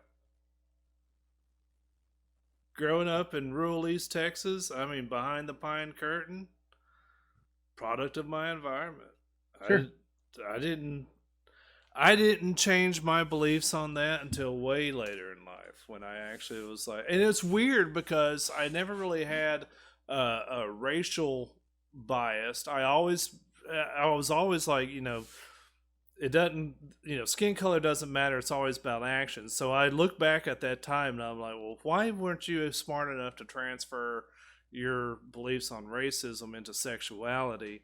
But at that time, I mean, you're talking about the Bible Belt. You're talking about pop or mainstream culture in East Texas, and yeah, it was the one thing to where, like, back then it was a choice, it was a lifestyle, it was them a bunch of sinners, But and to Cade's point, I mean, and again, it's true. I mean, a lot of this comes from upbringing and environment, but I still feel like even while we can credit ourselves for being guys that really didn't let any of those sorts of factors allow us to judge a person, I still go back to um and it's alluding to the character in the film of the coach. uh when you look at the kind of people we're talking about, I still feel like it was very much a hidden thing. Whether it was a coach certainly would have had to, but I think even some teachers or whatever, if there was a rumor that because they weren't married Yep. or because of things that would now be considered very stereotypical, that you would be called a hater for bringing it out. If an adult male was not married and maybe had some sort of effeminate attributes to his personality or his mannerisms, that might have behind that person's back drawn jokes or things like that, it was still very much a under the table hidden kind of thing, that it was not the person in question themselves certainly weren't going to acknowledge, certainly not going to acknowledge it. And even as we get into the 90s, and I don't know where it stops, much like the fictional Coach Landers, a teacher or a coach, I don't know if they would have dealt with an asshole like Detective Carlson, for God's sake, but a teacher or a coach would have kept that hidden because it could have prevented Yeah. anywhere in Texas, Tut, not just in East Texas, but anywhere in Texas, other than extremely progressive liberal places, it could have endangered their career. There was a teacher a couple of years or a few years after I graduated. She resigned, and I use that word very. Let me go ahead and throw the quotes on it. She resigned shortly after it came out that she was dating a female TV anchor. The TV anchor lost her job, and they moved. I mean, they had to get out of there. I would like to think that if,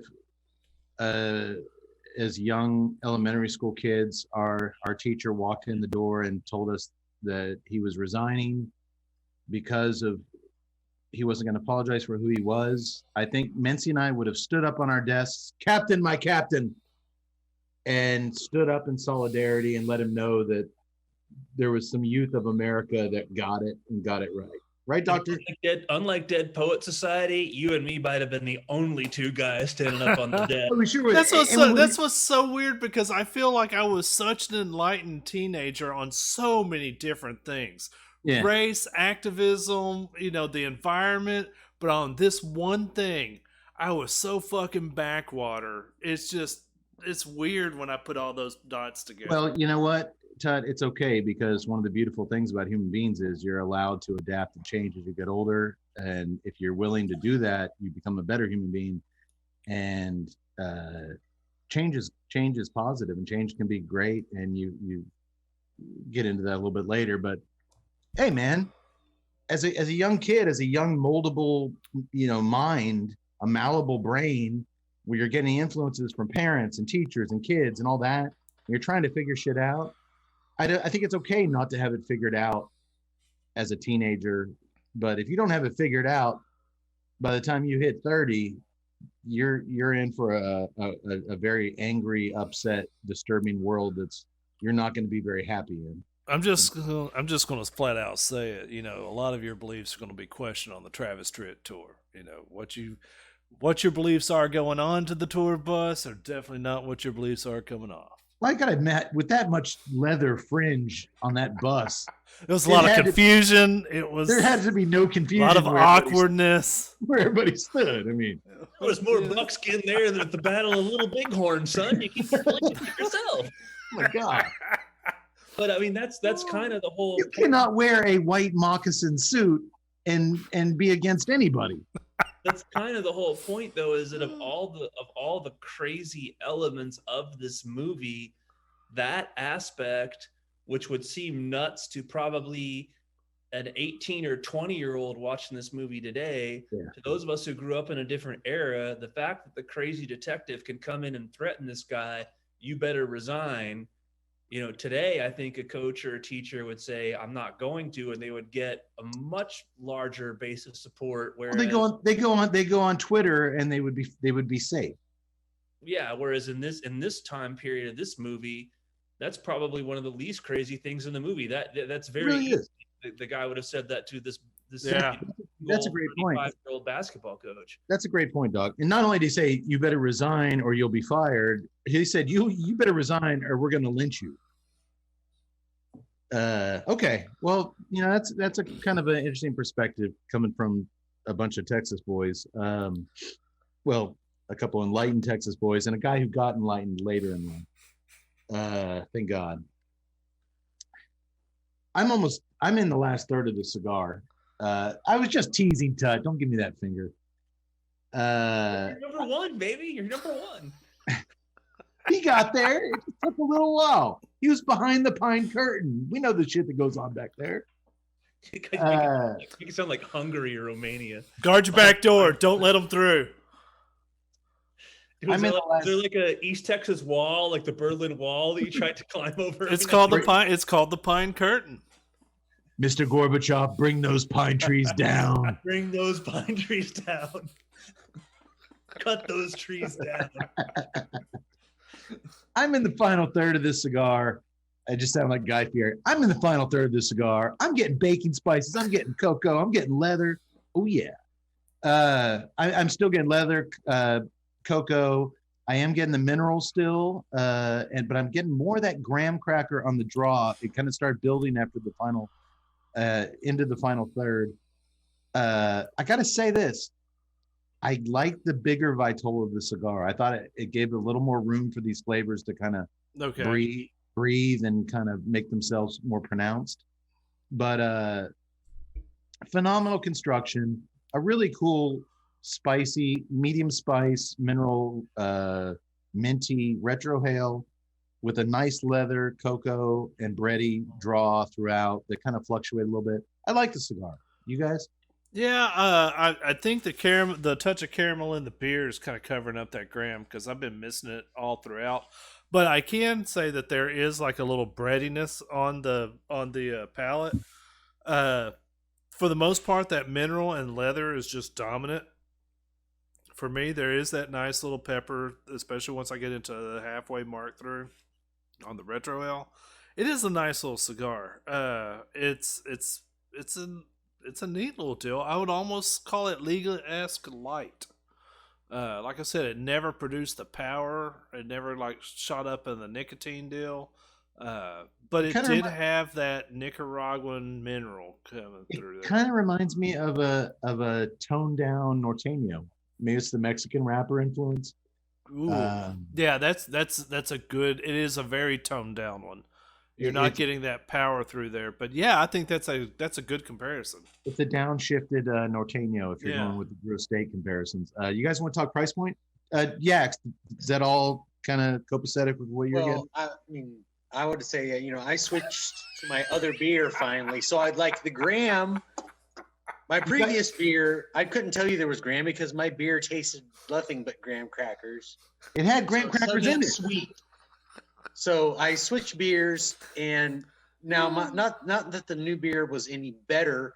This is the King Cake Pastry Stout. Oh. So this is like vanilla, cinnamon, cream cheese.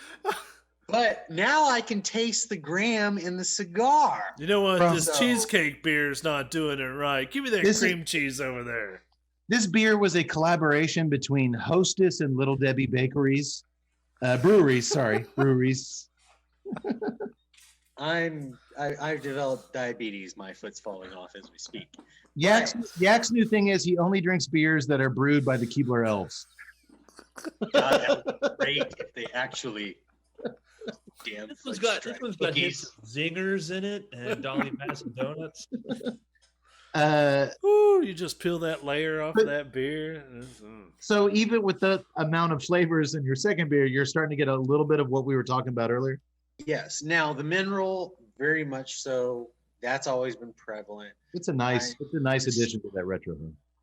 That pepper, especially initially. In the middle, it died down a little bit. Here at the end, it's gotten a little bit stronger, picked back up. I like that, especially just the retrohale part. But a lot of those other ones, like I said, you talked about some of the sweeter flavors, a little bit of that cream and the graham. I wasn't getting that on my first beer. This one does not have those flavors. Now I'm getting that from the cigar. Excellent. So I'm enjoying that. Okay, so let's talk price point. A lot of cool flavors, despite all these different beers. We're getting a lot of nice flavors from the cigar. It's smoking actually pretty slowly. It's lasted us quite a while. Yeah. Tut, you first.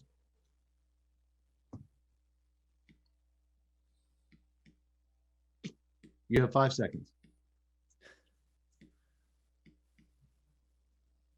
875. 875. Yes. 876. I'm gonna go for this one.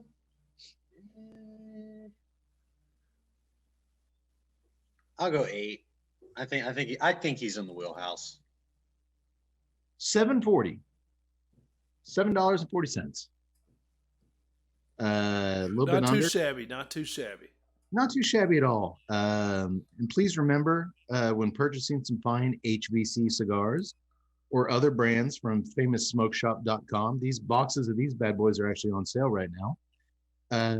Use your new favorite promo code TNCC20 at checkout, where it will knock $20 off your purchase of $100 or more, but be sure to hurry as I hear tonight's cigar is selling like hotcakes. $7 for this is actually a pretty good deal. Great. Gotta go. No, $7 for this is good. A little over $7 for this is really good. Yeah. Okay.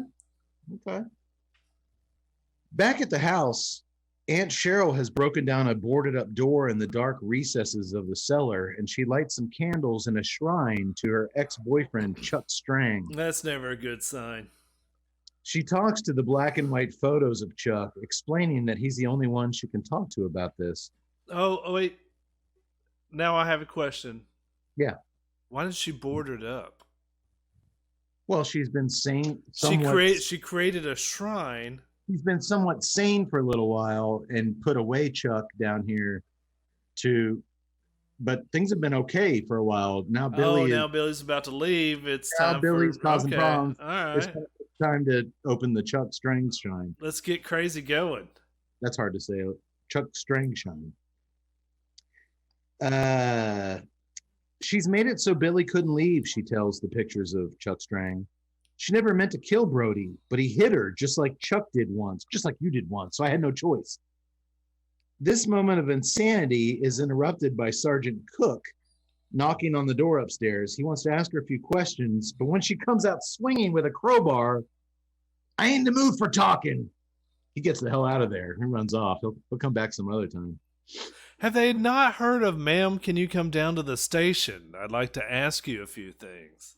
It was 1981, Ted. Okay. Really explain a lot. It's lunchtime over at the high school, and Billy and Julie's lunch is interrupted by Bill Paxton. Now I see Bill Paxton. Well, here's why. He's sporting that wide, shit-eating grin that nobody does better than Bill Paxton. This is so proto-Chet. I love it. Eddie says, it's real interesting that Coach quit because he was gay, seeing as how you, Billy, were always alone with him in his office and all. I figured you were close, but not that close. This prompts Billy to pour his glass of milk. My God, this guy drinks a lot of milk. Pours his glass of milk over Eddie's head, and a fight breaks out. They both get a couple of good licks in before they're torn apart. It's a good little schoolyard fight. It was funny though, because like Billy stands up, and I knew what was happening. I'm like, wow, this is the longest wind up for a pour over the head scene. Surely Bill Paxton can move out of the way. And then it was like the longest wind up of Bill Paxton's first hit. Surely Billy can get out of the way. No, neither do. Fight on. Well, the good thing about Bill Paxton, he always plays his doofuses the same. They're very stupid. So yes, he knew that milk was going to pour over his head, but he just stood there. Like that's classic Paxton. All right, guys. Game over. Game over, man. We're in some real pretty milk now. 2%, man. 2%. Disclaimer time. To you guys and girls listening at home, I feel like I should do this disclaimer in a different voice to set it apart. It's important what I'm about to say, so I only really have one other voice, and I don't think Adrian Barbeau is appropriate here, so I'll do it in my other one. Oh God, here comes Trace Atkins. There's going to be some hurtful, derogatory, bigoted language used by one of our main characters moving forward in the story. So when I quote him, please understand that the TNCC does not condone the use of such language or the evil, dark places in the soul from which they emerge in some folks, fictional or otherwise. We're just telling the story as it is told on screen. We are big supporters of the gay community. Hell, Tut and Cade met at a lesbian wedding. So please understand the context here. God bless you, God bless the gays, and God bless America. I think our bases are covered. Did you have to call them the gays? Oh, God bless the gay community, and God bless America. Okay, all right. Okay. I think I'm okay. It is important to get this film and to get this character and to get the context of what we've been talking about culture-wise. I'm going to just tell it like the character speaks. And I think I actually think it's appropriate. This is one of those things to where we're not like you said, we're not condoning the language, we're not condoning the attitude, but it's kind of like going back to Mark Twain and Huckleberry Finn. If you start removing the language of the time, you're altering the work. You're altering the mirror to that time or the magnifying glass of that time, and that does nobody good. Yeah, but I mean, also in context of the film, I mean, the way they present the detective, the cop. I mean, he is being just a straight fucking prick. Yeah, yeah. I mean, and even for 81, you know, Yeah, even for the writer and the director, I mean, they're not. It's not like they were saying like, "Hey, you know, he's." No, you see the main psycho in this film, Aunt Cheryl, do some horrible things, but you leave this film hating this guy more than any other character. Right, and I think that was very, I think that was very smartly written and intentional. Yeah, though they balance him out good with the other cop later on in the scene or later on in the movie. They do. So I'm just going to tell you how it is, and again, I'm just quoting the film. And after school, Billy's shooting hoops at home when Detective Carlson shows up. You've got good technique, kid. Coach Landers teach you those moves? Yeah. Doesn't it bother you that he was a fag? Come on, man. Tell me, Billy, are you a fag? No. I'm going to ask you again, and keep in mind that it pisses me off when people lie to me. Are you a fag? You're crazy, Billy sighs. Dude, Carlson gets in his face. Remember Phil Brody? The man that got wasted here? Well, he was a fag. And it doesn't make a whole hell of a lot of sense for a fag to be raping your aunt.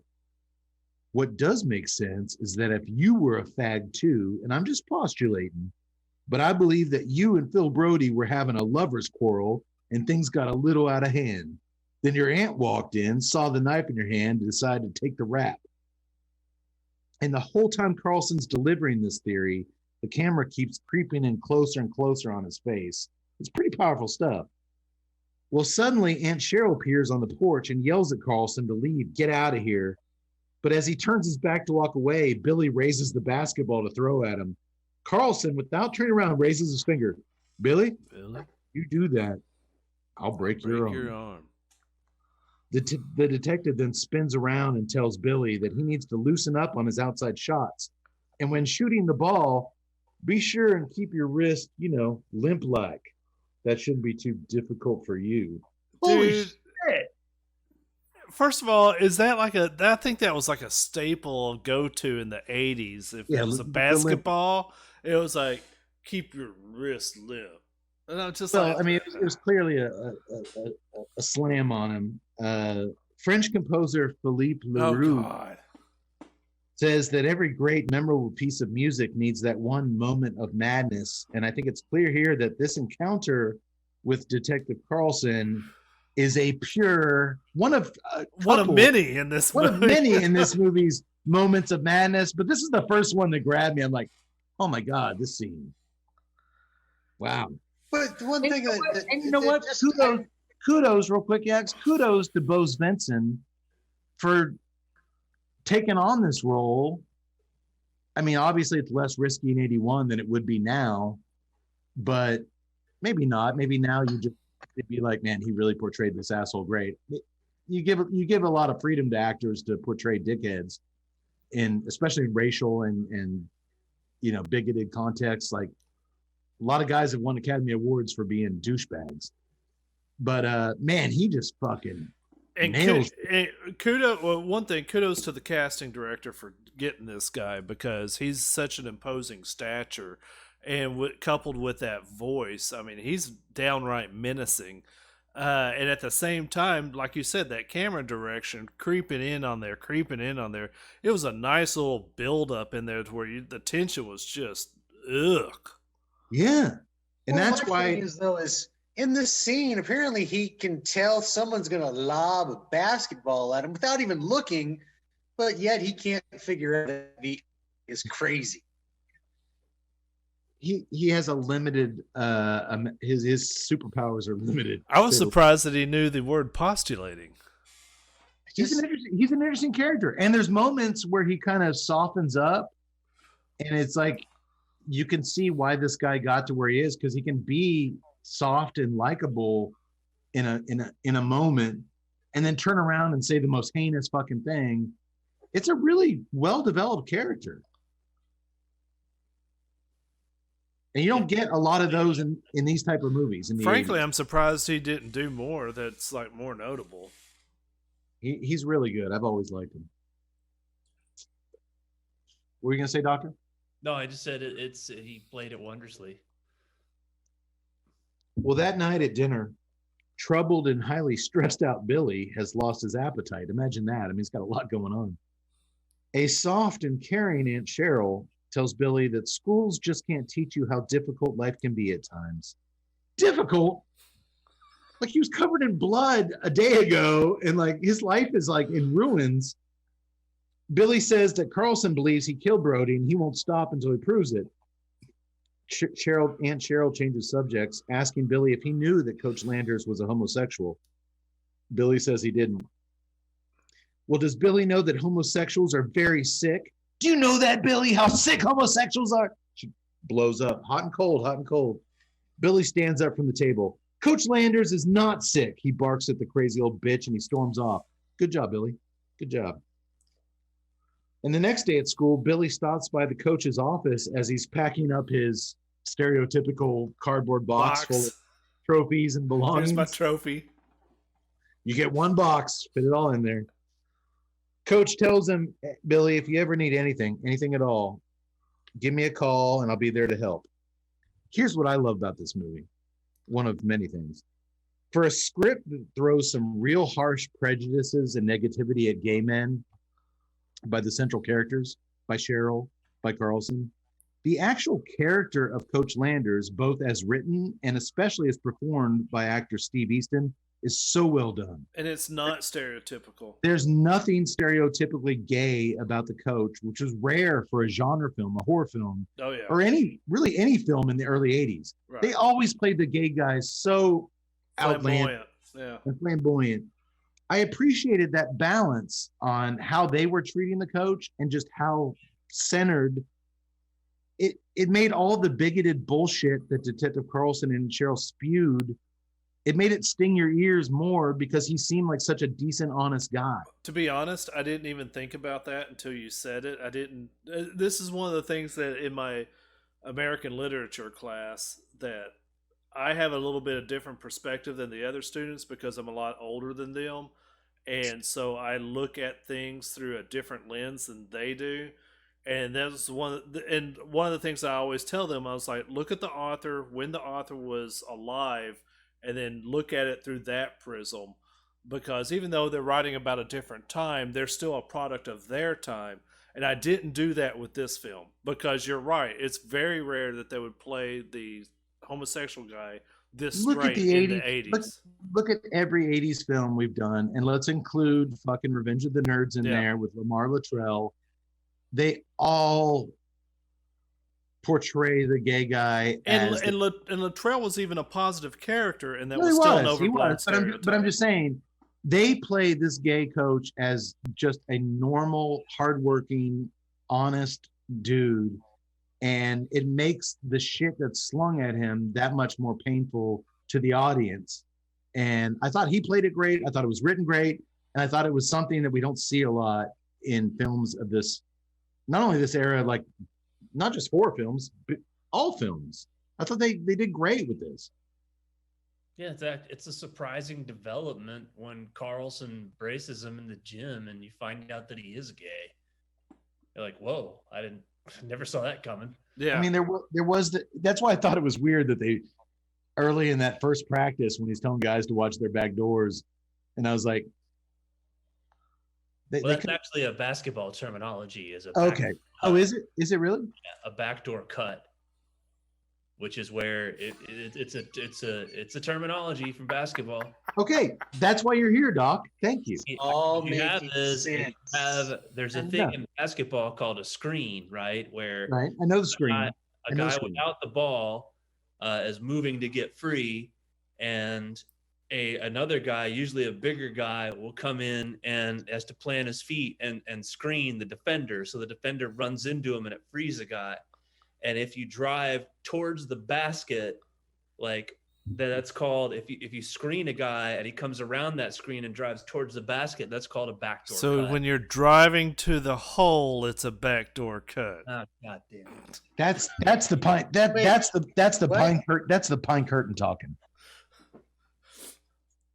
I thought we were turning the corner here. I just thought it was weird that they said that, but then because everything else they do with him is so not that, but then the doctor just explained it, but then Tut took it back. It's called a backdoor cut. Okay. It doesn't mean you got cut on your ass. It means you made a back door towards the basket. Dude, doctor, thank you. Well done. Well done. Speaking of Coach Landers, he stops by the police station to try and talk some sense into Carlson. But before he can get a word out, Carlson starts interrogating him about a young boy who was molested in town last night. Jeez, this guy. Fucking guy. You know what? He's pretty judgmental for a guy that has a big white bullwhip on his office wall. Do you see that thing? He's got like a big thing of bullhorns. I missed that. I missed that one. He's got a big thing of bullhorns, a couple tomahawks, and then this bullwhip. And it's like, dude, that's kind of gay. Is what I would say in 81 before I was sensitive to saying such a thing. Coach tells the detective that he came by to inform him that Phil Brody, his former lover, get this, was married once to a female, and he thought that information might help Carlson's investigation. He has been interested in women in the past, so he could have been trying to rape her. I think you might want to know this. You think it'll help me in my investigation or help your butt boy, Billy? Jesus, Carlson, what's your problem? Coach says.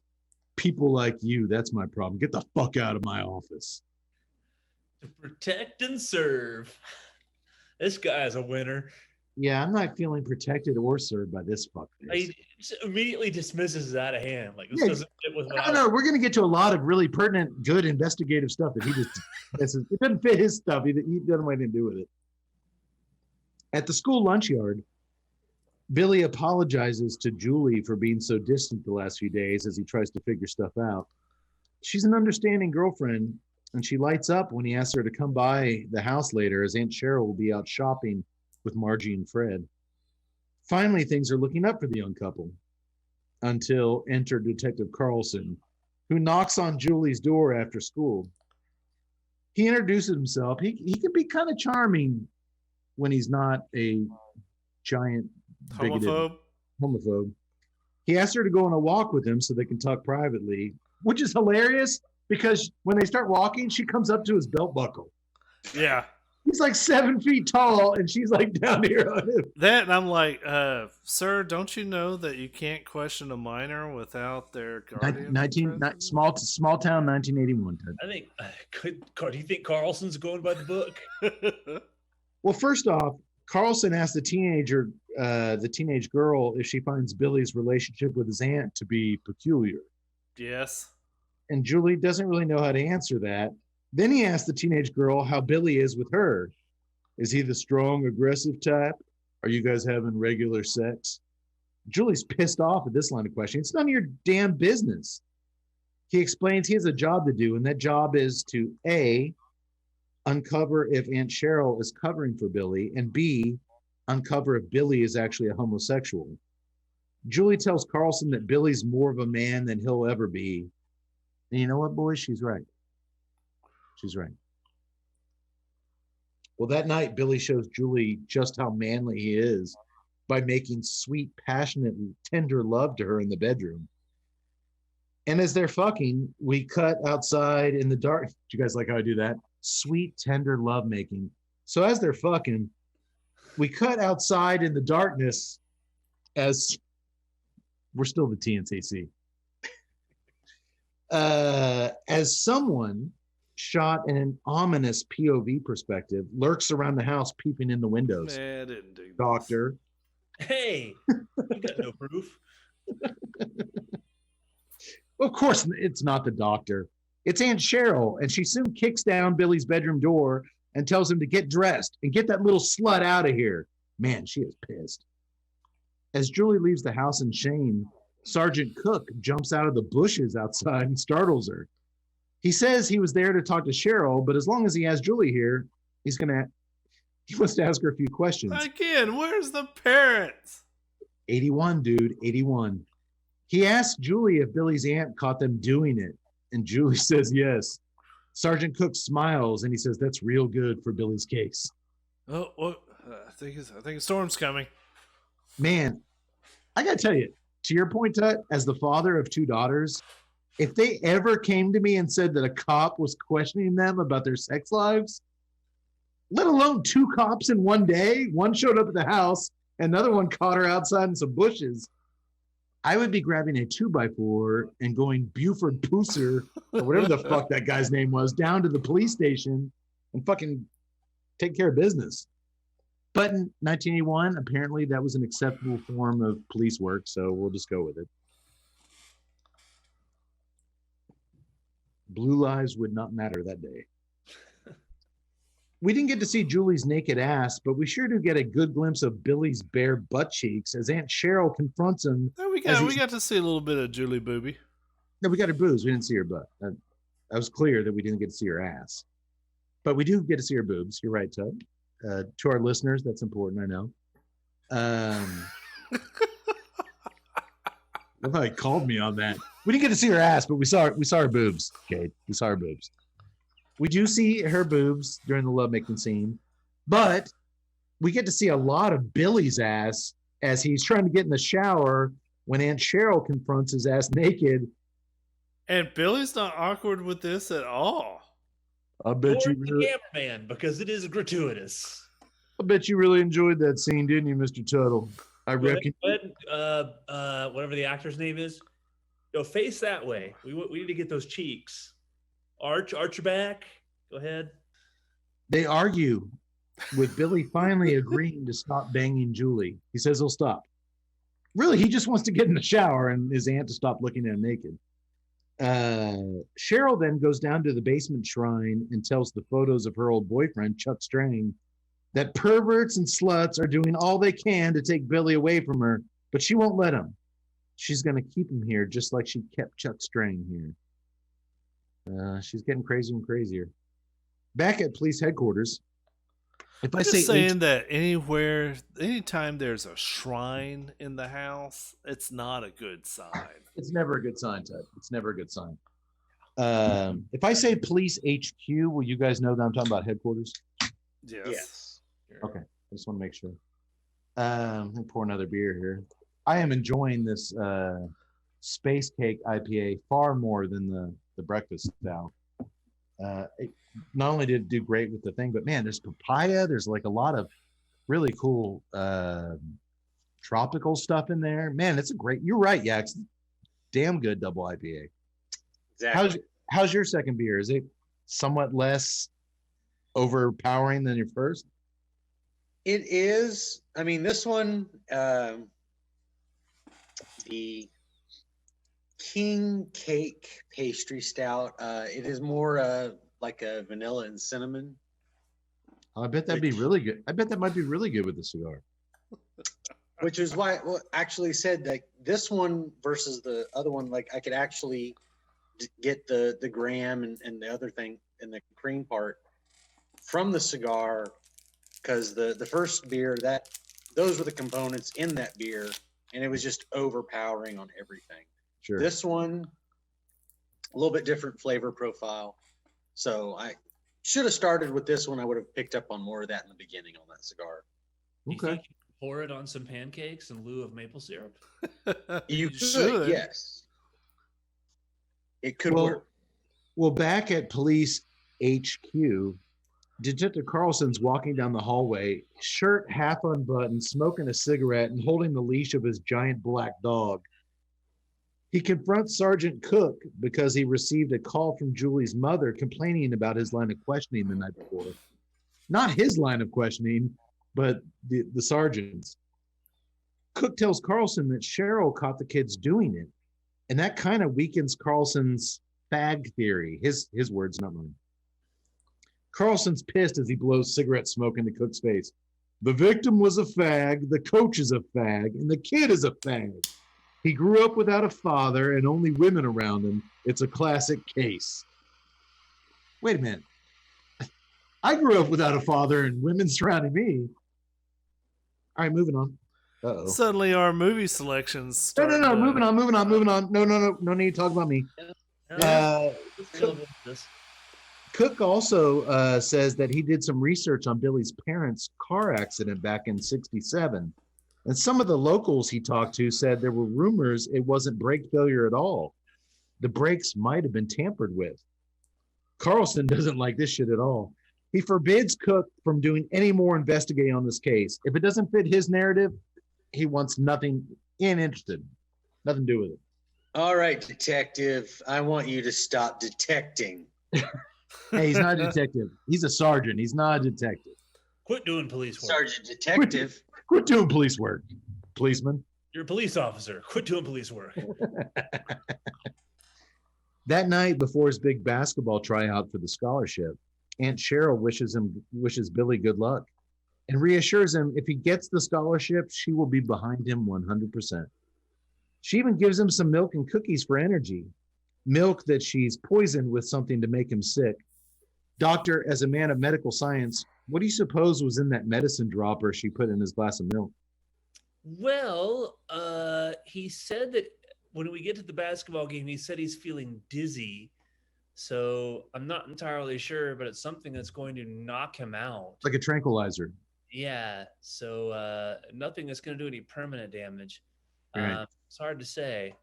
I like how you come to me with this. I don't have experience drugging people into unconsciousness myself. No, it's strictly your medical background. Your fictional medical background. What? I of course you would never drug anybody, but I thought you might be able to give some insight. You're the doctor. Well, you get the milk and you get the cookies and you put Oh God, it's a Cosby. Oh, you see, Kane, if I won't eat the pudding pops, then you got to put something in the milk and just to make them unconscious. Wait, are we in trouble for that? No, he's in prison. We're okay with it. Oh, okay. That's actually probably the only thing we're okay with tonight is making fun of Bill Cosby. That guy's a sick fuck. Well, sure enough, with Aunt Cheryl and Julie and her ever-present camera taking pictures in attendance, Billy has a badass game right up until he passes the fuck out, blowing any chances of a scholarship. That was sad. It was sad, man. I mean, I suppose maybe Stephen F. Austin University might still offer him a full ride, but I hear their basketball team plays their games at a local elementary school playground. SFA beat number 1 Duke. So I don't know how good that would be for Billy. Man, a lot of Stephen F. Austin shame here by you guys. SFA gets into the dance. Moving on. Of course, even though Billy collapsed unconscious and was completely unresponsive on the court, it's 1981, so instead of calling an ambulance, they just let Aunt Cheryl drag his lifeless body out to the car and take him home. Give him some water. He'll be fine. Rub some dirt on it. The next morning, he finally wakes up at noon and finds himself in his new attic apartment, which Cheryl has furnished with all sorts of fun things from his All past. right, yeah. Like crayons, kid puzzles, and stuffed animals. Not good. That's not creepy.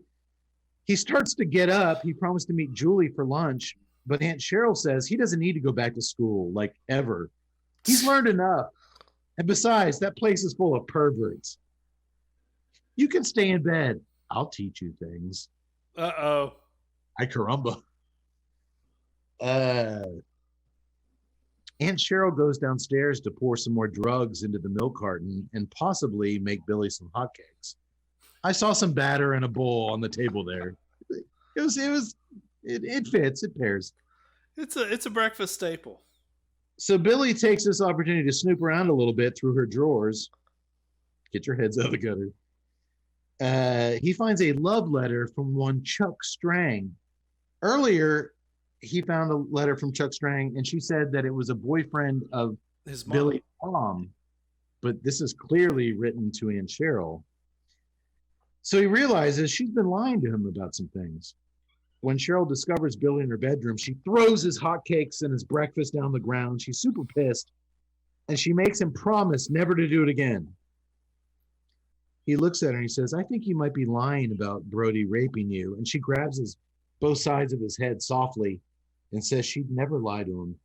And it looks like she's pulling him in for like a romantic kiss.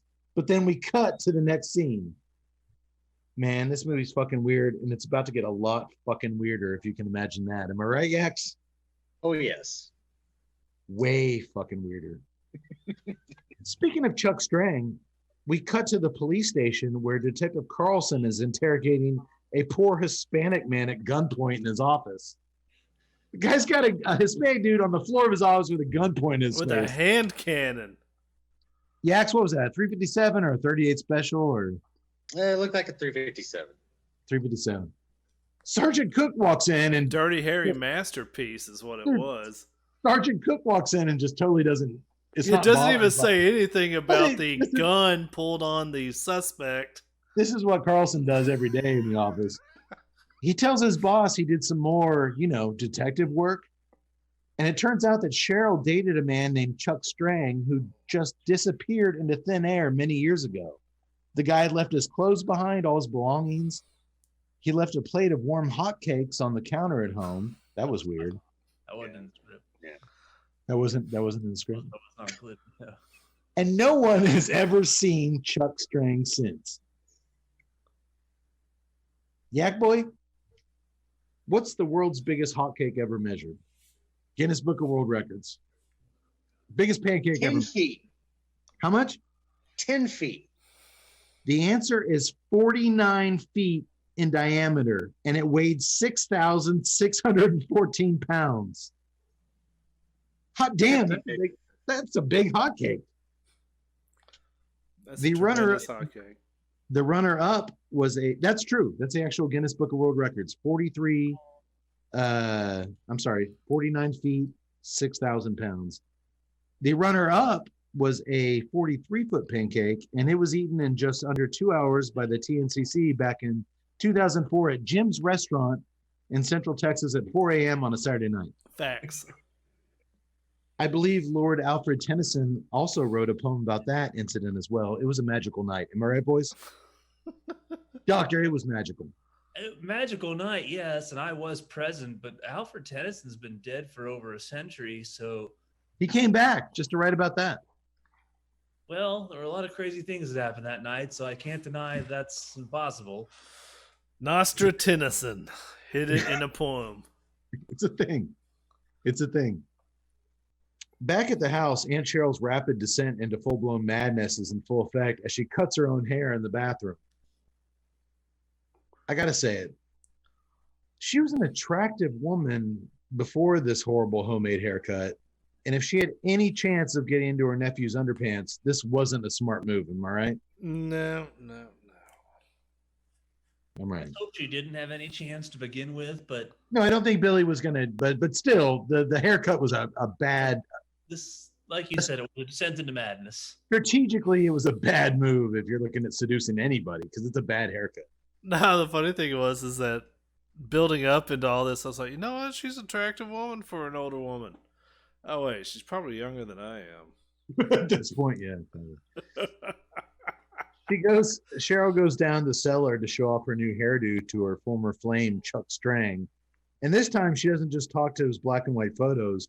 We see her talking to his decomposed headless corpse lying on a cot nearby. That's That not was- good. That was no real surprise, right, Doctor? No, it's very Friday the 13th Part 2-esque with a shrine to the dead body, but Yeah. it's not. It's kind of at this it wasn't a oh my god moment. We know she's crazy. This wasn't a shocker. circle now. Chuck's all bones at this point after all these years. Doctor, back to you. Do you think there's even the slightest chance that Chuck Strang died of natural causes? My God, know. I think that he probably died a very torturous, painful death with every nerve ending in his body on fire. But It could still be far too early to tell. we haven't had one of those in a while, and it warms my soul. Thank you, doctor. Thank you, doctor. After school, Billy talks Julie into coming home with him so she can distract Aunt Cheryl while he snoops around in her dusty old drawers. You know Guys. what? Your aunt called me Guys. a slut. I'm going to bow out of this one. Oh, she's very hesitant. She's like, she doesn't want to talk to me. I don't want to do this. But hey, she loves Billy. And My she's a good- name's Julie, and I'm not screwy. This is between y'all. Dude, you know, if she said that on screen, we'd be like, that's the stupidest line any characters.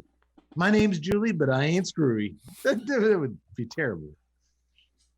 Todd, that's why you don't write screenplays. It worked for Tarantino. Dude, that would be entertaining. My name might be Julie, but I ain't screwy. That's where I got it. My name's Paul, and this is between y'all. And if I meet your aunt one more time, my pants are going to go pooey. Hey, to say that Cheryl isn't interested in talking to Julie either is quite the understatement.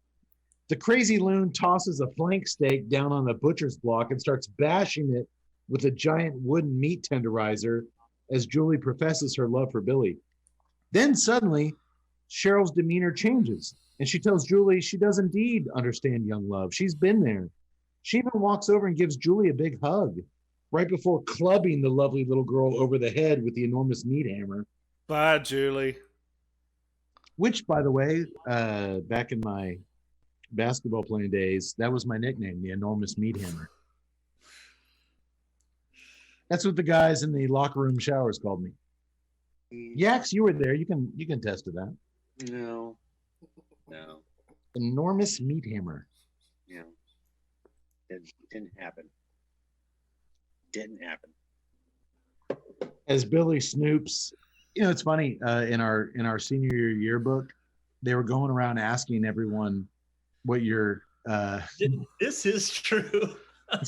Very true.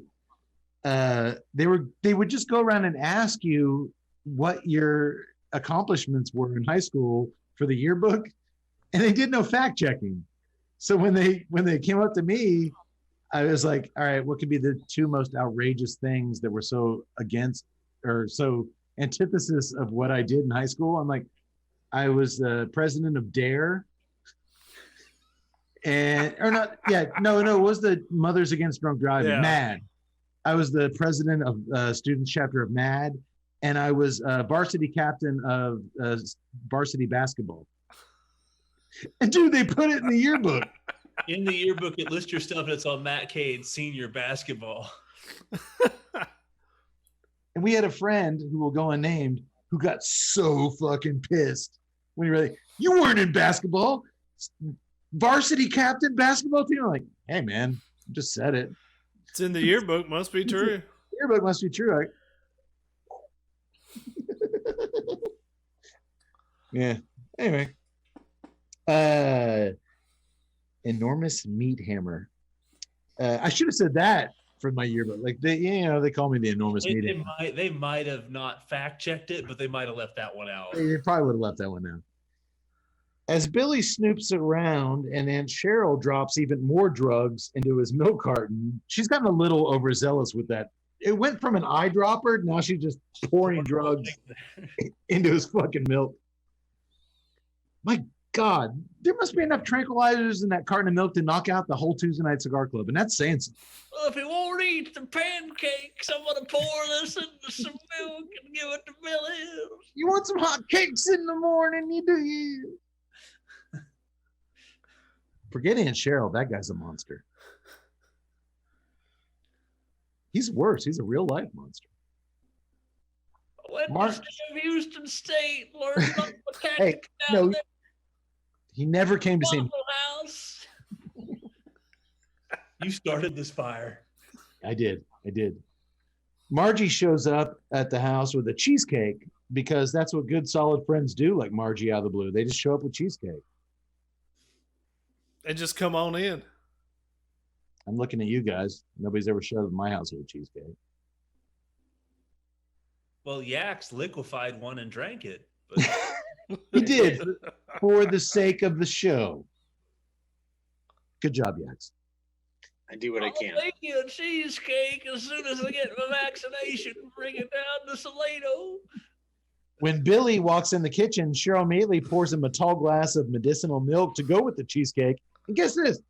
He takes one sip, and naturally he immediately collapses on the floor unconscious.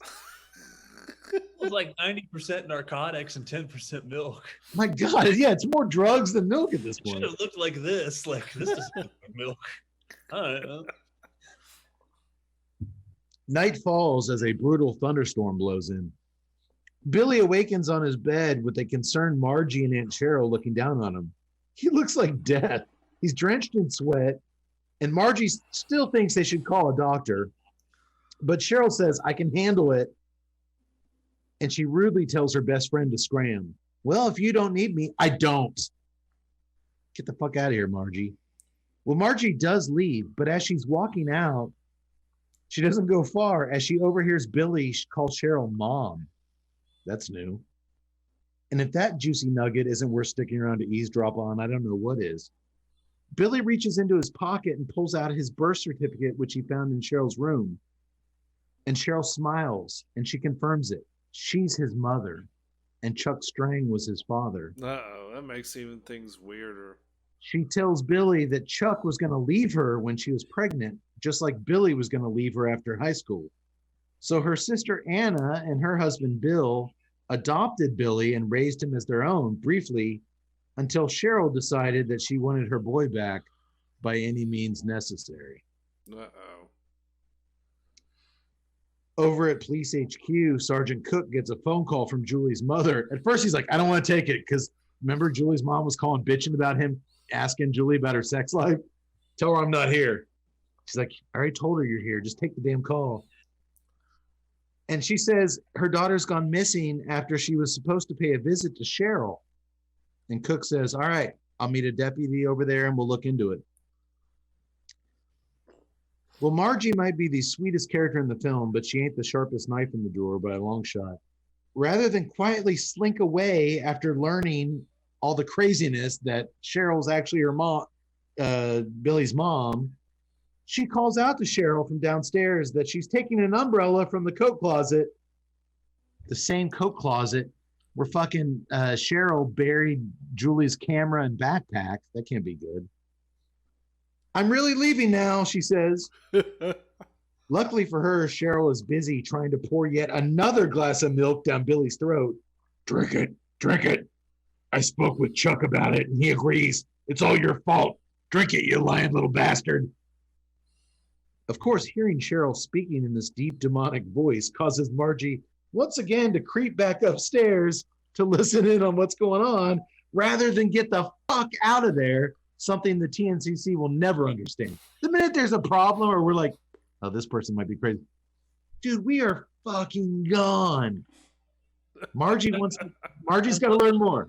I love that Margie was trying to help, but yeah, dude, if it's me, I'm like, uh-oh, something's rotten in Denmark here. I'm just gonna ease my way out this door and head to O'Brien's as fast as I can get there and not talk to anybody about this. Most I would have clocked out in the first third of this movie. Like, hey, you know what? Look at the time. I've got to go. Oh, like, dude, after that rape, the initial crime scene, they're like, we're never coming back here. You got no time for this. As she reaches the top of the stairs, just in time to hear Cheryl call Billy in a baby voice, "You're my messy little baby." Cheryl wipes his lips off, the milk off with a towel, and then kisses those same lips like no aunt or mother should ever kiss a boy's lips. Time to go to bed, baby. Oh, God, this is getting weird. And after she says that, she licks all the leftover milk off of his face and off of his neck. That, yuck. But it was so good. I mean, it's like, this chick is fucking off the chain, man. Again, I'm showing up at O'Brien's in the rainstorm, and Cody's like, "Geez, Doc, you look really bad. What happened?" Nothing. Nothing. You're over at Billy's house there? Are you checking Nope. up on him? Nope. Nope, just went to the post office. I'm gonna need some absinthe and whatever else you got back there. Well, Doctor, you're our resident. You're a big time cinephile and lover of all things cinema. After you saw her licking that milk off of Billy's neck and French kissing him, were there any similar scenes like this in Beach Blanket Bingo or I Love Lucy that William Asher might have drawn from his past directorial jobs? I'm gonna go with I doubt it. You don't remember that episode of Dukes of Hazzard? I think the most famous I Love Lucy one was where her and what's her face are eating the chocolates off the conveyor belt, and that was some good old fashioned fun. And I believe that Beach Blanket Bingo, I believe Annette Funicello was known for having a pair of really nice Yavos, but that was 1963 or 64, so everything was nice and clean cut. They were drinking non-drugged milk in those movies. Did you call them Yabos? You were saying? So there wasn't a Dukes of Hazzard where Uncle Jesse licked Daisy's Yahoos? Is it Yahoo? weird that was like the first thing that popped into my head? Uncle Jesse licking Daisy's, or even worse, like Bo Duke's Yahoos? And then Waylon Jennings kicks in as it freeze frames. What is Uncle Jesse doing to Luke? Things just took an interesting turn at the Duke boys' house. How are the boys gonna get out of this one?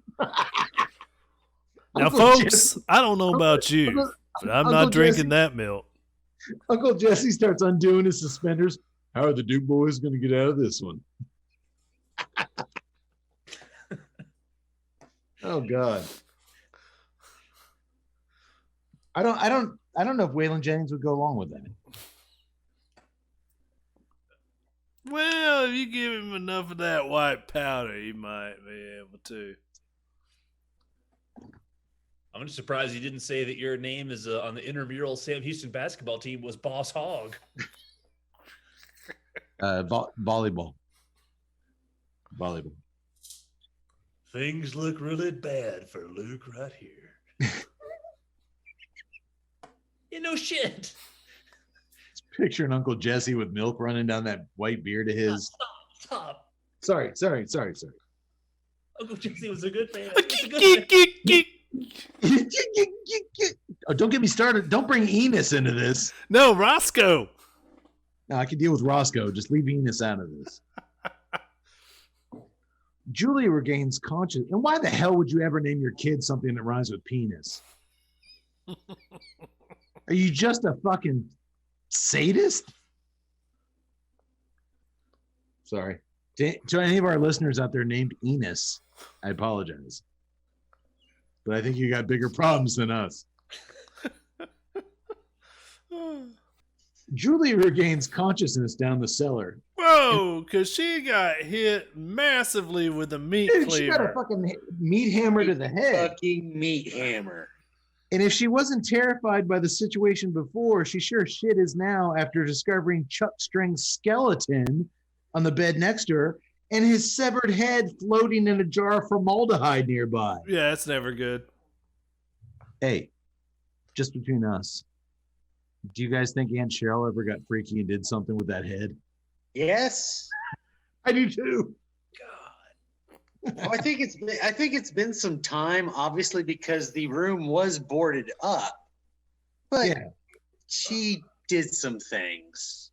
She did some things. All I wanted was some blueberry pancakes. She did some things with that head. You know she did. Upstairs, Margie slinks her way down the stairs and finally exits the damn house. Oh, now you got enough information? Of course, it's pouring down rain, and she forgot to grab the umbrella she said she grabbed, so she's getting soaked as she makes her way through the trees and forest back to her house. The least of her problems.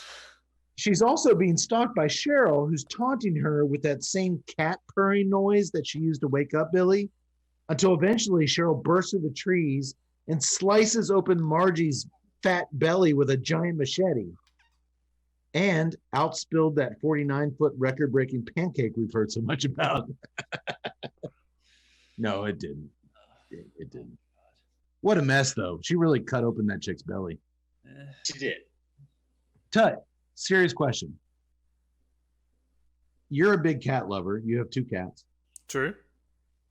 Did you have the thought and I have nothing to back this up except my observations, that Susan Tyrrell was mimicking the behavior and mannerisms of a house cat a lot in this film once she made the switch to full-blown psychopath. The way she kind of held her hands and the way she kind of like, because she does the cat purring stuff, but like a lot of her like her stuff, I was like, I think she's dead, so we can't ask her. But I thought like she was kind of mimicking, like that might have been a choice by her to kind of mimic a cat.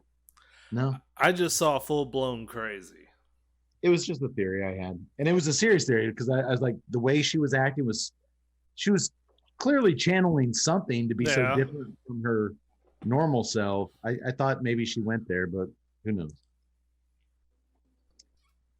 Next up to escape the House of Horrors is Julie, who climbs out a cellar window and finds herself in the storm surrounded by the forest. Rather than go. There's the driveway in the street. Run. You're young. Nope. Rather than risk running for it, for reasons which none of us will understand, she heads back into the cellar where Cheryl is waiting for her.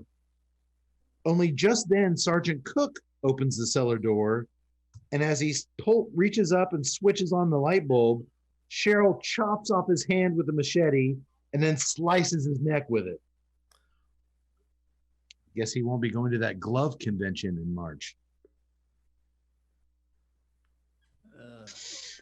Doctor, you just watch Hudson Hawk.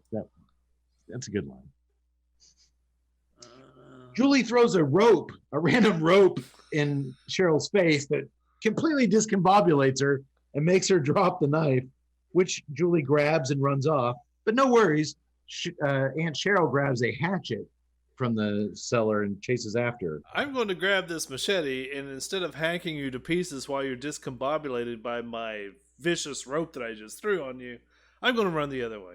It would not be an 80s horror movie if the hero or the protagonist just killed the bad guy when they had the chance. It's not going to happen. Julie's screams are loud enough outside to wake Billy up from his milk-induced coma. Julie trips.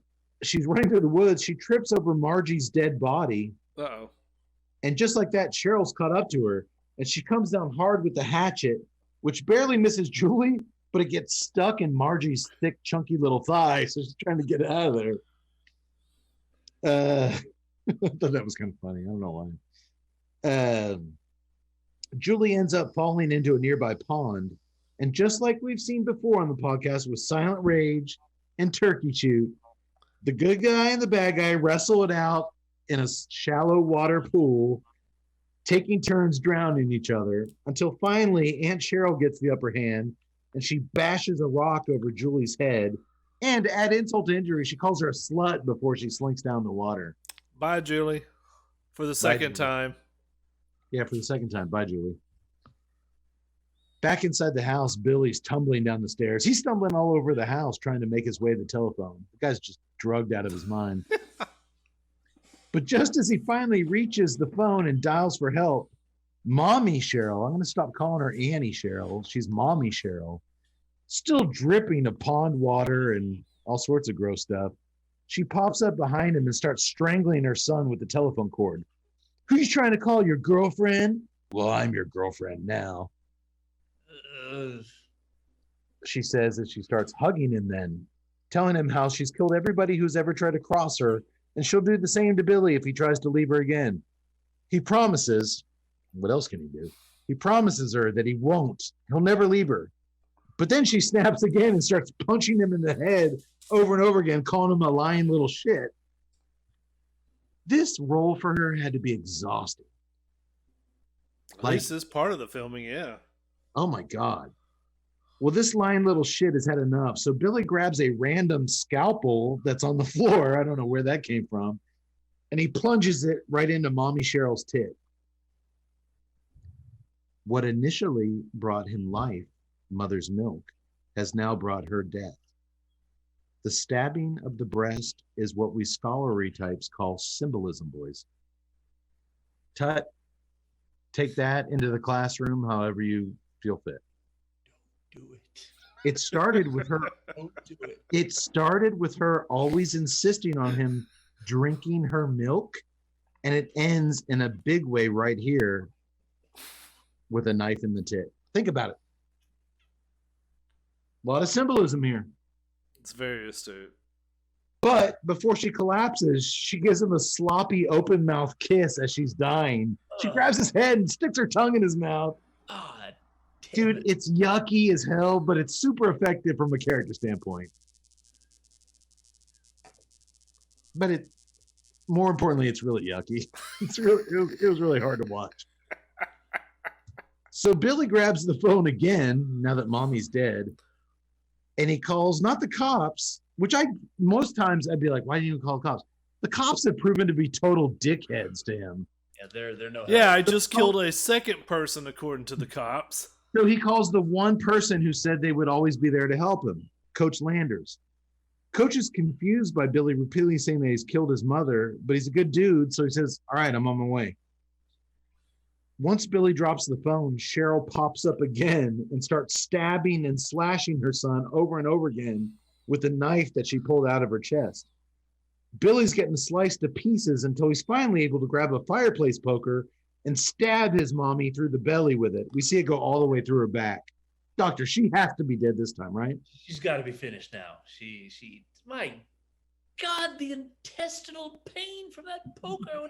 There's no way she could have possibly been alive. I agree. I've seen a lot of these movies. That's got to be the kill shot. Well, law enforcement finally arrives at the same time as Detective Carlson. They find Margie's body first, and one of the deputies announces that he finds the handless Sergeant Cook. A lot of these kills were fine, but dude, when she lops off that hand, it's so cheesy. Okay, I forgave it. So when Carlson enters the house, gun first, and finds Coach Landers gently cleaning the blood off of Billy's cheek, with dead Cheryl lying next to them, we can guess where this homophobe's mind is going. Mm-hmm. Which one of you two assholes killed Cook? He asks as he raises his enormous gun at both of them. Thankfully, a deputy appears with the badly injured Julie just in time. Julie's alive. This is one tough broad. He is a persistent teenage girl. Meat cleaver to the back of the head, rocks to the front of the head. This girl keeps on ticking. Julie tells Carlson that she saw Aunt Cheryl kill Sergeant Cook, but he ain't listening. Get her out of here, he barks. Dude, this is like amusing to me. Like she's saying, like, no, Cheryl did it. He's just like doesn't want to. This doesn't go with what I want. This guy refuses to believe anything that doesn't go with his narrative of the crime. Get her out of here. As soon as she's out of here, Carlson pistol. Nice one, Doc. Dude, Carlson pistol whips Coach Landers in the face, knocking his ass down. And he's about to shoot Billy when the coach comes to and grabs that fire poker and knocks the gun out of Carlson's hand, and it lands conveniently almost in Billy's lap. Carlson grabs the gay coach and is about to punch his face in, which, dude, one punch in the face from this 7-foot dude could kill you. It's a big boy. But Billy cocks the hammer. Give me the gun, Billy. All right, Billy, time to nut up or shut up. Give me the gun. The detective demands Billy hand over the gun, but Billy decides... You ain't gonna kill me, Billy. Give me the gun. Billy decides to give him the bullets instead. 3 bullets to the torso. He blows fucking Carlson's body to pieces. Good riddance. And that's a big torso. His torso is like the size of a normal man. There's blood everywhere as Coach Landers looks around. And I had to think he's kind of regretting coming out here. Like, look, I'm a gay basketball coach in 1981. This isn't a good look. I didn't need this. I don't need this. I got my own problems. I'm working at Walgreens. At that point, after... probably was. At that point, though, when Billy's got that gun, Carlson's been shot, Coach is like, what the fuck?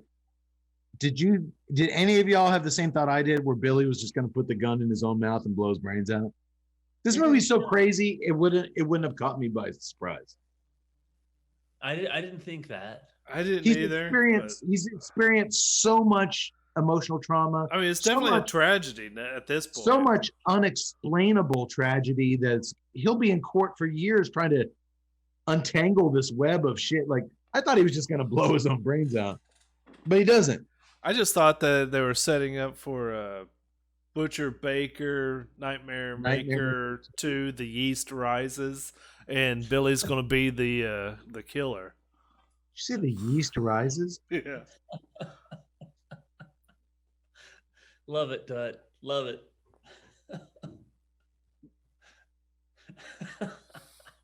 Well, Julie and the deputy run back inside, and Julie wraps her arms around a shell-shocked, sobbing Billy. He does not blow his own brains out. As they embrace, an end title card appears over the couple on screen telling us this. Billy Lynch stood trial for the slaying of Lieutenant Carlson. The proceedings lasted only 4 days, and the jury unanimously acquitted him on the grounds of temporary insanity. How about self-defense? It was 81, dude. I think he should be happy with what he got.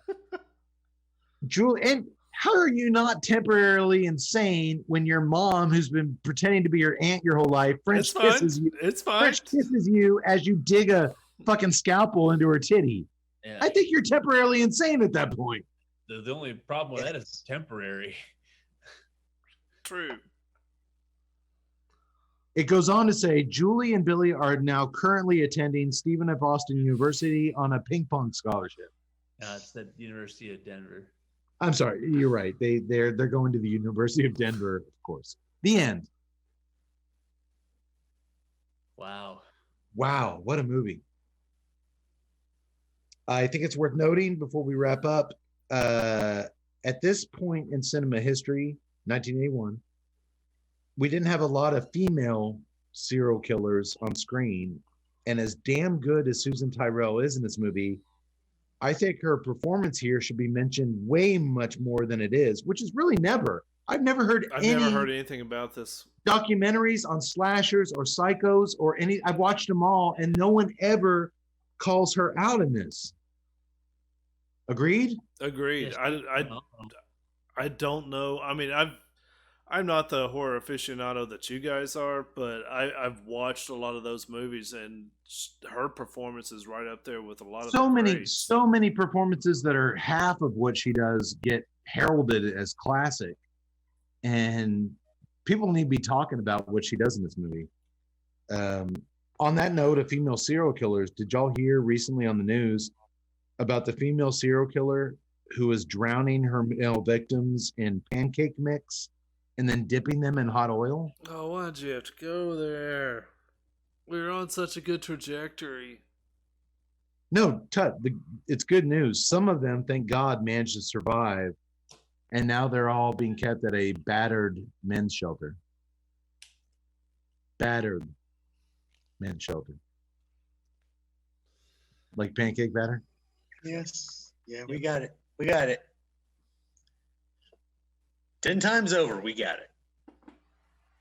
It's a crime that this woman died before this movie could get the due that it was. Dude, she's so fucking great in this. She put in, you can tell she put in a lot of fucking work into this character. And the fact that, like I said, a lot of horror icons who we go to conventions and get their autographs, nowhere near pull off what she did here. She deserved better. I think this movie deserves better. It's a good movie. It's greatly acted, not just good acting. It's great acting. I mean, all of them were that's the thing. It's engaging, and I'm surprised that I've never even heard of this. You know, by the end of this, I mean, you don't think that she's acting crazy. You think she is crazy. I mean, straight up. Yeah. I also want to point out that the musical score by Bruce Langhorne is quite good. It really flows stylistically all over the place. Piano, synthesizer, weird kind of drones. It manages to fit the mood of each scene, even if it's a drastic turn from the last one. I dug the score a lot. And the cinematography by Robbie Greenberg did the same. The film is really crisp and detailed throughout. It's on fucking YouTube. It looked great. Yeah. Whether it's classically framed wide and medium shots or roaming panaglide type movements. There was one scene where Aunt Cheryl and Julie are arguing in the kitchen when she comes to distract her, and the camera's flowing around that island in the middle as they kind of just keep roaming around it. And it's like, dude, horror movies in 81 didn't... I was supposed to say this is 81. Yeah, they didn't have this kind of artistry behind the camera. So kudos to Robbie Greenberg for that. Get this. He would go on to be the cinematographer of our beloved Swamp Thing. Hey, Swamp Toss. Free Willy. Under Siege 2, Dark Territory, which is a very underrated action sequel. And one of Tut's personal favorites, Fools Rush In, starring Matthew Perry of Friends fame. I actually do really enjoy that movie. I took a gamble on that, but I knew you would. Come on, Matthew Perry and Selma Hayek with an Elvis soundtrack? Come on. And get this.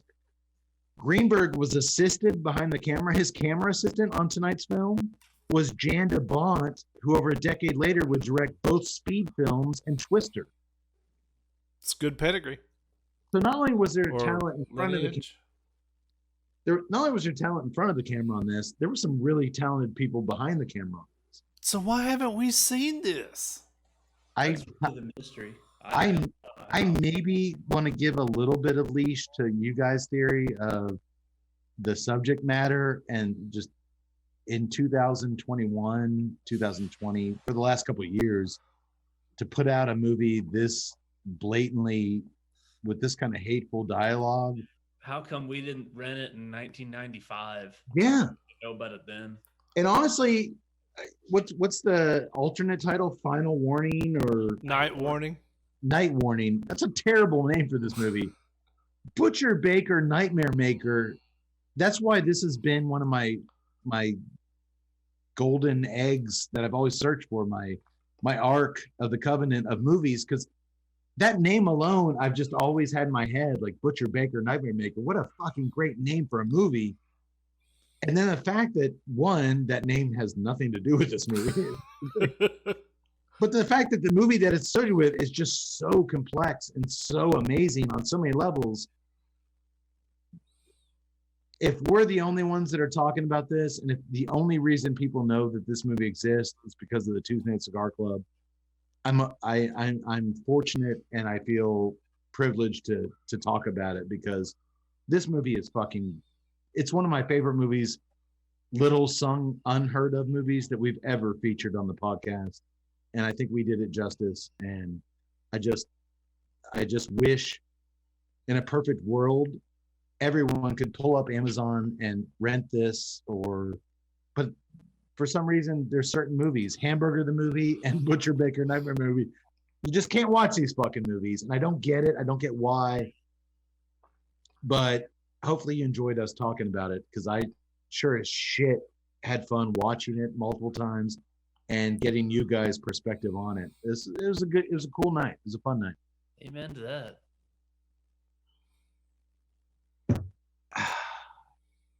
It's what we do, boys. It's what we do.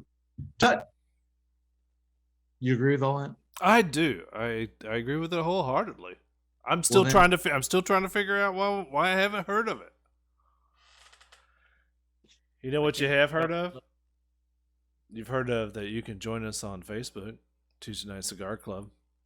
I know you've heard that you can join us on Twitter at TNCC Cast, and I know you've heard that you can join us on YouTube.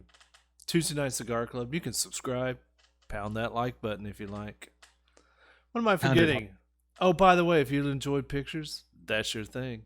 You can go to Instagram, join us at TNCC_podcast.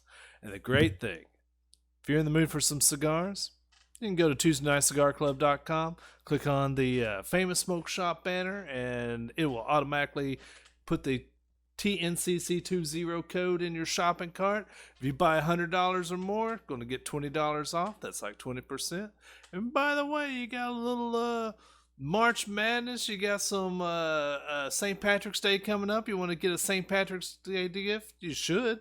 You can go to Tuesday Night Cigar Club, click on the Amazon banner, and do your shopping from there.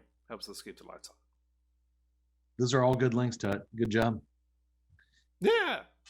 I think you got them all. And Tut made a rare appearance on our Instagram page the other day. He was outside chopping wood, posted a picture of his beer and his cigar. Letting the people know that I was alive. You never know what you're going to get on our Instagram page. So head over there. We got a lot of stuff going on. Let you know what we're up to. So Tut, good job on the links. Thank you guys for and gals for joining us tonight. This this felt like one of those shows that we haven't really done in a while, where we got to kind of dig deep and kind of talk about some other stuff while we're talking about the film, the cigar, and the beer. The hotcakes, I liked it. Yeah. Very good. Yes, absolutely. I liked it. Can't beat that price too. Yeah. Breakfast stout, I was a fan of before, and it was still very pleasurable. But my God, I finally found a Clown Shoes beer that I like. The Space Cake, baby. Know it. That's Seek the this one out. If you have diabetes, stay away from every beer that Yak Boy drank tonight. They were all delicious, but my God, they're just. Yeah, don't prick your thumb tonight, brother. The doctor had a wonderful beer. Big fan of the Please and Thank You. The Please and Thanks. I'm going to be seeking that one out. And Tut finally found a brown ale he liked. Get your ass to Red Horn Brewery. Experience it for yourself. And we will see you again here in 2 weeks. Until then, boys and gals, may the wings of liberty never lose a feather. Sayonara, motherfuckers.